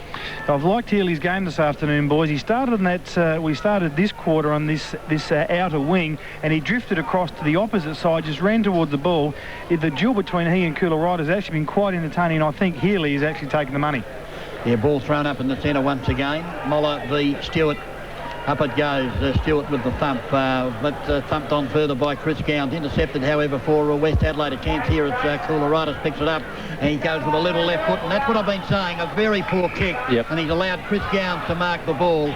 And skill errors by West Adelaide have really allowed Central District to assume the authority here today. And the kick, however, from Chris Gowns is not much better as it comes to Dean Howe. Beautifully intercepted by Bello. Bello on the left foot as the ball goes up inside the attacking 50. Attempting to tap it on there with Scotty Lee. Can't do so. Out comes the West Adelaide player in Luke Nathan. Got the handball over to Rutten. Rutten tried to give it to Cooleritis. And just the way West Adelaide players are moving at the moment, their heads are down. And I don't like that sign at all, boys. In fact, looking at the scoreboard, I'd say the Doggies are home here. Well, that large woman, she's certainly warming up for a performance this afternoon. The ball's thrown in now. We've got Stewart and Arnold who's come onto the ground. Arnold actually got the tap forward, and Scotty Lee, the ball was going out of bounds, but he did particularly well. Tap it back inside. Stuart Jews got back on his left foot. He sold the pup, got around one player, and had a shot at goals. He's had a fair ping from about 50. Accuracy, well, distance wasn't the problem. Accuracy was, and he's kicked a behind. And we're going to find DB, I think Sam Jones will bring it back in. Rick McGowan really gave Dewey a mouthful then. I think he had a couple of Guernseys loose across the half-forward line, but had an option to have a pot shot of goal. Sam Jones now brings it back in, kicks it long and strong, but all he finds in amongst a nest of bloods was Healy.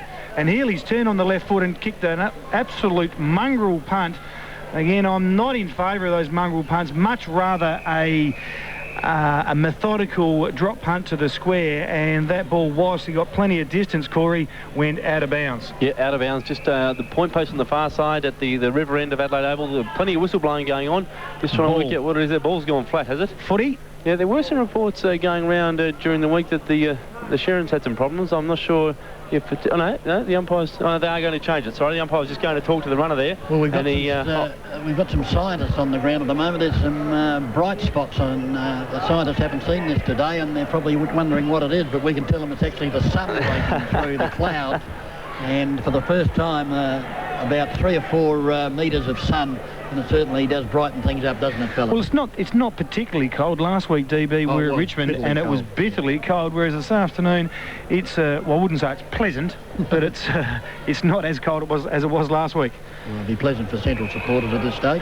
As the ball is in the forward pocket, it's thrown in now, a brand new pill. Stewart's over the back, he gets a knock towards his defensive side. All that finds though is a nest of doggies, and we've got a number of players around the ball. Umpire, for heaven's sake, blow your whistle and throw the damn thing up, because we just couldn't get it free, Corey. Aren't they quick to form a pack out there at the moment? Guys are still trying very, very hard, which is good to see. Well, I don't like the attitude of the Westie player. There was a player just standing here with the ball at his feet a moment ago, and I didn't like that at all. As the ball again, we've thrown up Stewart and Ford it is. Ford got a tap and he followed up. He butted up again. He came out to Scotty Lee, I think, and he's kicked around right to the top of the square, gives his players the opportunity, and it's brought to the front of the pack. And umpire, yes, he's finally pulled one, and he's paid a free kick to... well, if you don't mind now, he's paid a free kick for a push in the back. Sam Jones has tried to get clear, and the umpires, well, here we go. Yes, umpire, we know you've got control of the game. Let the boys play. Sam Jones now kicks toward the outer side. Howard it is in front. Can't take a mark, but it's knocked forward. We've got McGowan and Barrett at the back of the pack. Barrett wins the ball, kicks forward to Kularidis. He's got plenty of time, and he's got plenty of support. Kicks toward the outer side now, as we've got a bit of fisticuffs behind the play. Miles is there, can't take the mark, and plenty of players jump on the ball. Umpire, and he's going to blow it up. Whoa, we were TB. There was a bit of a question there. We thought that maybe there was a decision being paid, but no. It's another ball up. Yeah, you really got your heart in your mouth. You'd hate it to be 1 point the difference or something. We'd all be dead here. We'd be dead with heart attacks. The ball kicked out to Oliver at centre half forward, and Oliver's got the mark. I don't know whether he could make the distance here, because he can actually run into a bit of a muddy spot there as he kicks the ball, Corey, and I don't think he'll make the distance. He'll just put it to the head of the square, and what a poor kick that was, because he just bombed it into the full forward area, and the only bloke there was Damien Hicks. He brings it out to the half-back flank, and in there is Hopwood for the central side. He goes to centre wing. Suddenly there's a loose player out there, and that player is Stewie Dew. Tries to get past his opponent, throws the ball towards the boundary line. Must be still in play, because they've all stopped half of the side. Comes out to Rutten. He lost the footy. Scotty Lee tackled him. The ball flicked back and still on the ground. Players are diving in over the top of the footy, and once again a ball up between centre and half forward outer side. You've got to question Stewart Dew then. He saw the big fella, tried to take him on. Probably wasn't, in hindsight, not the right decision, and he's probably playing the next few weeks for his AFL career, one would suggest. Yeah, not a bad point. The ball thrown up, tapped down, taken beautifully by Chris Gowns. A handball out to his teammate there in Rick McGowan. Dew, was it? Dew up towards the pocket, and once again out of bounds. But the doggies just doing all the right things, as they have done for most of the day under these conditions, and it's a pretty handy lead at the moment. They lead 12-6-78 on the Torrens Arms Hotel scoreboard. The Blood 6-9-45. Yeah, almost 7 minutes into this last term, and Central District are playing some very clever football, just controlling the tempo and keeping control of this match. The boundary umpire throws it in now in the forward pocket, and forward it is, it goes at it, but none of the ruckmen get a hand to it, and the Bloods just try and get a quick chip kick away, but nothing doing. Comes up to a Central's player now. He's trying to knock it out. The ball gets out to a Central's player. He gets over the top now. Oh, 3 of them there. They rattle it off. They could have given it to 4 or 5, 6 of them. James Gowns it was that gave it over the top. I think it was to his brother Chris, was it? Yep. He's got the glasses on. James gives it over to Chris. Chris puts it through, and that's another goal to the Central District's side. The Gowans boys are really combining well. They move along to 13-6-78, leading Westies at 6-9-75. Well, I think we'll Chris Gowans to kick the goal. We'll give it to Chris Gowans. Yeah. It's very, very difficult. They move very similar, and they look exactly the same. And the fact that they both got their Guernsey full of mud. Yeah, it was Chris Gowans. I've just picked him up now, as a matter of fact. Yes, the doggies, they're home, and 7 minutes gone. We're back in the centre. Stewart and Arnold. Arnold gets a tap forward, but comes forward to in favour of the doggies, and it taps off the ground wide. Again, a kick off the ground. Howard's there, but it runs straight through his legs. Stewart Dew gets a handball out wide. McGowan taps it forward, but Ed Richardson is the only one there. He crashes through, steadies now, short chip kick to Symes. he can't take the mark, but we find Ackland there, in fact, gets the ball at the back of the back. But that man Healy, he's been everywhere this afternoon. He kicks a spiralling torpedo punt to the outer side half forward. Stuart Dew leads in the chase. The boys got plenty of time, but he's wrapped up pretty quickly as Kynan Ford comes now, kicks around, so it's short kick, and McArdle leads well. He's presented himself, but hasn't had a lot of opportunities. Gowans is there along with Sam Jones. Nothing happening, and the ball's wrapped up there. Koularitis gets a handball out on Scotty Lee. The old fella, he's out. He's wrapped up though by Nathan. Nathan's got him, and he's held on the back. And that's a free kick. Umpire's paid a free kick. Oh, and there's a little bit happening behind the play. Players getting quite frustrated, and Sam Jones decides to have a bit of a chat to Jimmy Gowans, and the free kick is to Scotty Walden. Yeah, he got saddled up by Bello Walden, so he's got the free kick now. Brings it up to the centre wing. Sorry, DB, take it away, my friend. Yeah, ball up the centre wing, a chance at the back here for Hopwood. He'll go straight to the boundary line. And if you reckon that wasn't deliberate, have a look at a replay sometime, because all he saw was the white line, and he went bang, straight over it for a boundary throw-in. 9 minutes gone on the Dave Benson Caravan time clock, and really I think we're going to go through the motions now, fellas, because the doggy's still playing a pretty good band of footy as the ball is thrown in. Symes v Arnold, the ball to ground. Arnold has the ball at his feet, and the umpire's going to have no option, is he? No, Symes merges with the footy. It squeezes out to Koularitis. They've got him. Daniel Healy tackled him, and this time we'll have another ball up, and there's a little bit of feeling creeping into the game as a few players having a few jabs at each other. And I guess under these conditions you'd expect that. It's pretty tight footy as the ball is thumped away by Symes up towards Healy. He dives on top of the footy. He remains controlled. He's pushed in the back, and he'll get a free kick. And all of a sudden in this last quarter, any player in front that's going for the ball and the player into his back will get the free kick. The first 3 quarters, never mind about it. It's only happening in this last quarter. The umpires are just starting to get the hang of it now. Healy is at half-back grandstand side for the Dogs. Blazes one up, looking for Ford. Ford creates a contest, but it comes off hands. Dempsey it is in there for the Bloods. He gets a handball out. Scooped out again to Barrett. Barrett looks back for Jarvis, I think it is. Jarvis, he fumbles it, but it comes away through Barrett again. He gets it back into the centre of the ground. It's a foot race now.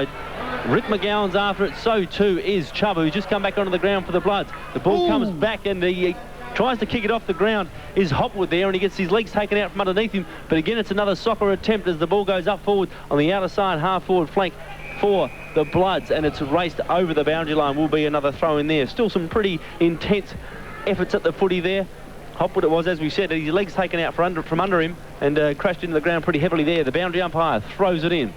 Symes it is in the ruck for the Bloods, just trying to create something for them now. Central's player there grabs the ball and he's wrapped up immediately. No one can get a ball out, no one can tap it out, kick it out or anything. And again, 5 or 6 players just all converge, and the umpire says, I'll have it again, thanks very much, guys. And yeah, just pick yourselves up and dust yourselves off, and I'll ball it up. I can't recall a holding the ball decision this afternoon, DB, and you never know. The umpires have probably got it in the back of their mind they have to pay one, so they'll probably pull one shortly. Yeah, you're right. They haven't pulled a holding the ball as the ball is squeezed out again. The Central first of the footy, as they've been most of the afternoon. The ball still at centre wing outer side, and once again another ball up. Actually between half forward and centre for West Adelaide. Player limping out of the fray there is Dempsey. And he looks very gingerly on that right foot as the ball is thumped away from that throw, and it squeezes out the back. A chance here for Oliver. He got it over the top to his teammate, and that's the worst kick you've ever seen. This has allowed Boltwell to get it to Healy and turn to Daniel. Daniel's high kick is going to be marked by Bello. The umpire said it was touched. Through comes Healy, playing a gem of a game as he bangs it up to half forward. At the back, will it be West Adelaide that take the footy? It is in Jarvis, and for the first time Westie's playing a bit of clever football in these conditions. It spills out to Toomey. Toomey on the right boot kicked it straight into the Central player. I reckon he hit him fair in the square. No, he kicked it out on the full. So it's got to be a West Adelaide free kick under those circumstances, surely. Well, he kicked the ball into the Central player. That's how I saw it. Rebounded off the Central player out of bounds. Well, it's beyond me. I'm mystified. Yep, no, they've turned around. Yeah, they've heard you, DB. I think they've turned it around. Well, yep, they've turned it around. Common sense told you'd have to be a West Adelaide free kick, as Dempsey's done some real damage, and he's being carried off the ground. Just puts Westies at a disadvantage. Chris Gowan got the handball over to his brother James Gowan, gave it to Bello. Bello to Juju from about 30 metres out, goes bang, and he's put it through for another goal. If there was any doubt, there is no doubt. Third goal to Stewie Dew. The Dogs 14 goals, 690 on the Torrens Arms Hotel scoreboard. West Adelaide 9:45, 13 minutes of elapsed on the Dave Benson Caravan time clock. Let's check scores from around the grounds thanks to Michelle's Patisserie. The Eagles 7-13-55 lead South 2-3-15. Port 9-12-66 lead Glenelg 4-7-31. Norwood 8-6-54 lead Sturt 7-5-47. Carlton defeated Melbourne by 98 points. Those scores thanks to Michelle's Patisserie at Hollywood Plaza. Back to Adelaide. Some interesting scores around the grounds, but here at Adelaide Oval on an overcast day, it's all the doggies. Go you good doggies as Watkins has come into the ruck, but favoured Gowans. Gowans kicked off the ball, but Watkins butters up again, does pretty well. Cooleritis now on the left foot, kicks forward, but all he can find is Hopwood, and he's played very well this afternoon. Goes over to Bello, misses Bello. Bello butters up, clever. taps it off the ground. Clever play by Bello. Out to Hicks, off the ground though by Chubbard, I think it is. No, Oliver. It's actually Oliver, who's hasn't played a lot of footy. He only played 2 or 3 games, but does particularly well. Symes runs around, gets a kick to the top of the square or the centre half forward area. Big Richardson comes in and picks it up like it's a dry ball, comes back on the left and kicks it right up in the air. And Mark Stewart down there can't take Mark, and it's cleared away by Joey Hicks. Out on the outer side here with the Central's player in Stewart, who will keep it in field play, and he kicks over to Jimmy Gowans, who's played very, very well again. Hasn't played a lot of footy here at Centrals. Joey Hicks moves down and follows up on the left, comes inside. He is very clean. He's spent a bit of time on the bench with that hand injury. Gowans comes across to Ofterhide, who's running down forward. Doggies have got runners everywhere, but the kick's a poor one out towards Sam Jones, that man Healy, and I was a bit of a concern over who we're going to get the best man on ground, and this fellow Healy is an absolute Monty, Corey. He's wearing a leather magnet, I think, because the ball just keeps falling in his arms. I don't know what's going on. He has the ball now, just probably 55 metres out, a bit too far to score, you'd think, with this heavy ball. He's just sizing up his options on a fairly tight 45-degree angle. He unloads with one of Undy's mongrel punts, and he just pulls it across the face and it goes through for a point.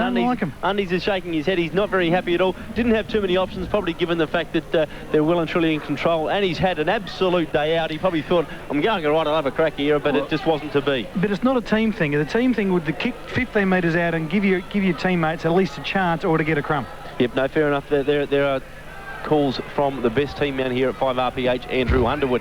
The ball comes in now from West Adelaide, kicks to the outer side of the ground, looking for options. A big pack forms, it comes to ground, no one can do anything with it. The players jump on top of it, and there are a few muddy, tired and weary players out there on the outer side. The umpire says I'll have it again, and I'll ball it up once more. The umpires have earned their money today with ball ups and boundary throw-ins, I can tell you.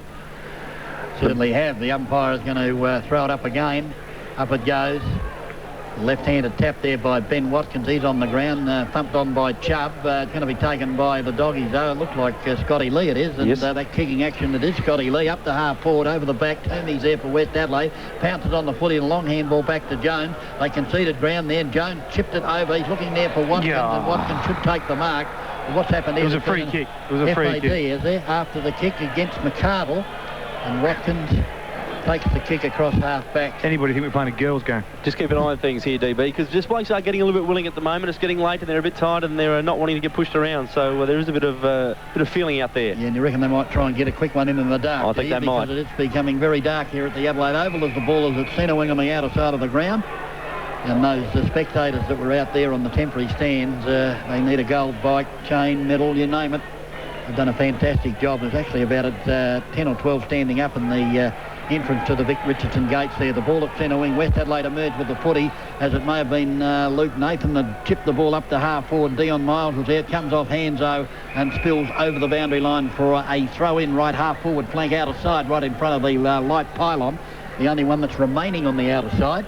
I reckon you're right, DB. The fans here do definitely need a pat on them back. They've stayed through the rain. It's been cold. It hasn't been that comfortable at all, but they've been out there and supporting the game of local footy. It's great to see. Right, the ball squeezes out to half forward for West Adelaide, but as they've done, particularly in the latter half of this game, they kicked blindly and kicked poorly, allowed the doggies in, and it ends up with Joseph Hicks. He's going to kick it to Geister, who's run a long way. The ball actually went over his head, but he's going to be good enough to pick it up and get on his left boot. Now he'll handball further afield to Damien Hicks. He dodges around ever so easily. He's got support now. Healy's back in the centre.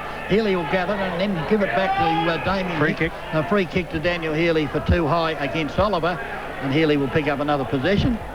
And I can tell you, it's been far and few. I was going to say plenty as the ball is taken by Geister. He's not doing a bad job, Geister. He's got another kick and he's a full back, if you don't mind. There's another free kick being found, and this time they have allowed the advantage. Everybody stopped as Walden ended up with the footy for West Adelaide. Back in the centre, it's going to be marked by Dean Howard, and Howard will go back. Being hotly harassed by Healy. Howard in the centre of the Adelaide Oval with a drop punt. Nice high ball, but I think he's put it straight down the throat of two Central District players at the back of the pack. Damien Hicks picks it up and comes out at slow motion and has all the time in the world to put a taunt up the centre wing.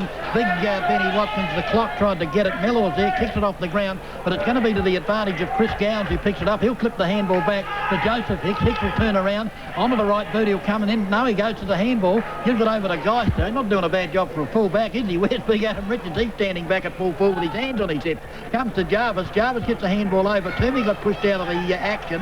Dean Howard picked it up, went to handball, then came back on the left boot and banged it up to half forward. Here's a chance for West Adelaide. Making front position was Stewart, but it went through his hand. Joseph Hicks tapped it cleverly onto his teammate in Geister. Geister tapped it back, but it's intercepted by Barrett. He can't pick it up cleanly. Now he can. What's he going to do? Loses the footy. Ooh. It's the Doggies coming away with the football, though, and kicked up here towards the centre wing position, backward of centre wing. Chris Gowns, he's got a player loose in the centre of the ground. That's the way the footy goes. It looks like the player there in Rick McGowan, and McGowan will take the ball in the centre for the Doggies. Yes, McGowan in the familiar position in the middle of the ground. He gets it across towards the new player in the ground, well, the young second gamer, Bevis, who gets a nice kick towards centre full, but there's 3 or 4 Doggies to not many West Adelaide players, and the ball, McGowan back there all by himself. He can have a cup of tea, and plenty of time to kick the ball in straight through the hands of Healy. It's about the only mistake he's made all afternoon. Scotty Lee was in there but couldn't pick the ball up, and it comes wide to Dean Howard, who says, this is all too hard. I'm going to kick it towards the boundary line to try to have a bit of a breather. He's worked hard, Dean Howard. Probably could have had a bit more of an influence on the game if Westies were to be a little bit closer, but it hasn't been the case. He's been kept relatively quiet today. Daniel Healy, as you said, goodness me, I think the ball went through his hands there because he's just too tired. He couldn't hold him up in the air anymore. But the boundary umpire throws it in right in front of the 5 RPH commentary box. Comes down to Hamlin, very clever tap. He gets it, runs through 50, sizes up his options. Heavy ball, doesn't get too far, top of the square. Plenty of Bloods players there, desperately trying to get it out. Comes out now through their defence, worked that very well. Back into the centre of the ground with a big long kick from the outer side, and Damien Hickson is there that mops it up, running away from Richardson. He chips it over, looking for a teammate. They've got it on the half forward line again, just holding it up, just keeping the umpire on his toes, Hamlin, and milking a 25-metre penalty. I think it is Hamlin too, and they've just done that very cleverly. He conned him. Just holding it up, drew the player. Oh, I reckon that's well done, Dennis. I reckon that's very good footy. Drew the player over the line, pointed it out to the umpire, and took for 25. Well, I didn't say it wasn't well done, but he's absolutely conned the umpire. Yeah. The umpire has come in like the tide. Do it where you can, do it where you can. It's either Hamlin or Balkwell, I reckon. Just looking by the action. The jumpers are just getting very muddy, aren't they? Yeah, and they're on the outer side of the ground now. Probably going to be kicking from about 50, and you'd suggest that with the heavy ball, he's waiting for an option. He's found one now. He chips it in top of the square. Running in is, I couldn't pick up the player again. They are very, very dirty. Daniel it is, thank you very much, DB. Crashing back through, I think it was Dewey. Got a quick left-footed kick, and look at that. We talked about experience earlier in the game. Quick left-foot kick goes into the 50, and who's standing there all on his own? Scotty Lee, 45-degree angle, about 30 metres out, and takes a very comfortable chest mark, just goes back, bides his time, rubs the ball on his chest just to dry it off a little bit, just to make sure it's not too greasy when it hits the boot. Comes in now. Let's go with the right foot, just looking to get the extra distance. Couldn't quite do it. Hooks it across the face of goal, through for a minor score. And the Dogs zone up. Let's check scores around the grounds thanks to Michelle's patisserie. Got Port Adelaide 10-17-77 leading Glenelg 5-9-39. The Eagles 8-16-64 leading South 2-3-15. And Sturt back in front. Sturt 9-7-61 lead Nord 8-7-55. Those scores thanks to Michelle's patisserie at Mitcham. Back to Adelaide. Right, ball forced out here to the half-back flank for West Adelaide. Handball back by Bevis, but he'd gone out of play before he got the handball away, and there'll be a boundary throw-in. So, boys, are you thinking about your 3, 2 and 1? Well, I think I've got him. For the Good Better Boss Trade Link Building Supplies Player of the Year. And shortly this game will end without a shadow of a doubt. We've played almost 23 minutes on the Dave Benson Caravan time clock, and the doggies hold a commanding lead, 14.892 to 6.945 on the Torrens Arms Hotel scoreboard. Luke Nathan comes through the pack, handball to Chubb. Chubb with a further handball up to centre wing. Daniel was in possession, but he ran over the boundary line, and once again another throw in right in front of the 5 RPH commentary position. And Michael Taylor said this was a real test for Westies. Well, unfortunately they haven't been able to contain this Central District side, who are certainly one of the better sides in the competition without a shadow of a doubt. The ball forced to centre wing. Daniel slid on the top of the ball. He emerged with a footy, then tried to get the kick away. Look, clever things here by Rick McGowan. Tapped it out there. He was looking there for Bevis. Bevis couldn't do anything with it. Dean Howard is there. He can't pick it up. Kicks it off the ground. Chance for Barrett. He can't pick it up either. Number of players have got the ball and one player dragged out of it. The central umpire just standing back waving his hands as the ball comes from Rick McGowan to Daniel. Daniel looking for movement. In fact, he put it straight down the throat of Greg Mellor. Mellor got the shock of his life, so much so he kicked the ball up into the pocket, and big Adam Richardson's got the ball underneath him, and because they haven't paid a holding the ball all day, there was no way in the world they were going to pay one there. Bottom. Well, we did have a lump in the throat, because you almost think they were going to pay a holding the ball, but Arnold takes it out of the ruck, and it's that man Healy again. He's got leather poisoning. He's had it that much this afternoon. I'd love to see what his stats are, but he kicks it straight down towards the centre wing, but Watkins intercepts and takes a good mark. He's running up and down on the same spot. He's out on his legs, kicks it forward. Dion Miles does pretty well, but can't take it on the second grab. We've got Damien Hicks in there. He butters up at the bottom of the pack, but it comes out to Luke Nathan, who gets a kick around the corner. It's wrestling in the square, and if you wouldn't know it, big Adam Richardson has pushed Geister out of the way and taken a mark on his chest. I'll tell you what, I reckon Daniel Healy, I saw him before, I think he was running away from the ball and it was chasing him. He said, I've had too much, I'm just going to go and hide somewhere, and the ball kept following him and came to him, landed in his hands. In fact, it wasn't Adam Richardson, it was big Mark Stewart. And he comes in now, and far too casually from 5 metres out, and that's the tail of the tape for this afternoon for for Westies, isn't it? He's 5 metres out directly in front, and he's been across in the States kicking the footy a long way, but he hasn't been kicking it very straight, and that one, he's kicked it almost to the scoreboard attendant. Well, how could you miss that, honestly? If you don't just mind. Couldn't miss that. Pushed it right across the face. It was an ordinary kick. Was it ever? Right, ball brought back into play. Daniel's loose at half-back, and he's allowed to run away. The kick's not all that good, but luck's a fortune. And they have had a little bit of luck today, but I guess you make your own luck as Rick McGowan chips it across, and he finds Chris Gowans. McGowan to Chris Gowans, and he was looking for James Gowan, but luckily intercepting was Walden for West Adelaide. He didn't really want any more Gowans out there as the ball is kicked up towards centre wing, and out comes Dion Miles. He certainly made his presence felt across half forward since going there. Tips it over to Toomey. Toomey around the body. Very poor kick. It bounces in front of Daniels. He couldn't do much with it. Joseph Hicks got the handball back to Daniel. Daniel with a chip over the top. He in turn gave it there to Borkwell. Borkwell gives it now to Damien Hicks, who's run up the centre wing. Touches the ball on the ground. A long handball over the top. Here's a chance now for Chris Gowans, I reckon it is, as he tips it up towards full forward. McArdle in opposition there to Rutten. Kicked off the ground by the clock. Big Ben Watkins gives it over to Rutten. Rutten tips it further back, and in fact it wasn't, yes it was, because Walden's got the ball now for West Adelaide. He goes towards centre wing. Up in front was Symes, and Symes marks the ball between centre wing, half forward, outer side of the ground. Now this is where they've fallen down a lot today, and he goes for big Adam Richards. He got shoved fair in the back as he tried to take the second grab. Play on to the umpire. The handball comes out to Damien Hicks. He'll bang it on the right boot. Wobbly old punt kick up towards centre wing. Ball spills out to the player there in, might have been Bello. He couldn't do much with it. Good shepherding there from Howard allows big Watkins to pick it up and tip it over the top. But once again, another poor kick. Oliver's there, going hard at the footy. Also is Koularitis. Koularitis picks it up. He's trying to get back on the left boot. Consequently, it's a shocking kick, almost intercepted there by the player there in Geister. The chip around the body is going to be marked by that man again, Healy, and he's picked up his umpteenth kick as he takes it across the last line of the fence for the doggies. He'll raise the bat shortly. I think he's reached 50. Yes, he's getting plenty of the ball. He kicks it down towards Geister. Geister spills it and it comes out the back, mopped up by Gowans across to Bello. Got plenty of time on the right. A kick to the favour of Jimmy Gowans. It's a pretty good kick in the circumstances, and just goes out of bounds, which is what the doggies would have wanted, because there was 3 Westies players there. And as we tick over almost the 28-minute mark this final quarter, the large woman is on the stage and she's got the microphone firmly clasped in that left hand, ready to start singing. I mean, she's been singing for 15 minutes. It was stuck in her throat Yes. halfway through the third quarter. Boundary throw in now. Watkins gets a tap forwards. Oliver kicks it forward. Cooleritis pushes Healy out of the way. Walden was there for the doggies, and to no avail as the final siren goes to end the misery of West Adelaide this afternoon. Quite a disappointing effort in consideration of how the game started. The doggies, however, a terrific game this afternoon. Played some smart footy, and on the final scores on the Torrens Arms Hotel scoreboard, the doggies 14 goals 8-92, decisive winners this afternoon. Westies 6 goals 10-48. DB will give us some goal scorers and better players. Well, I won't give you the better players. You're going to do that for us.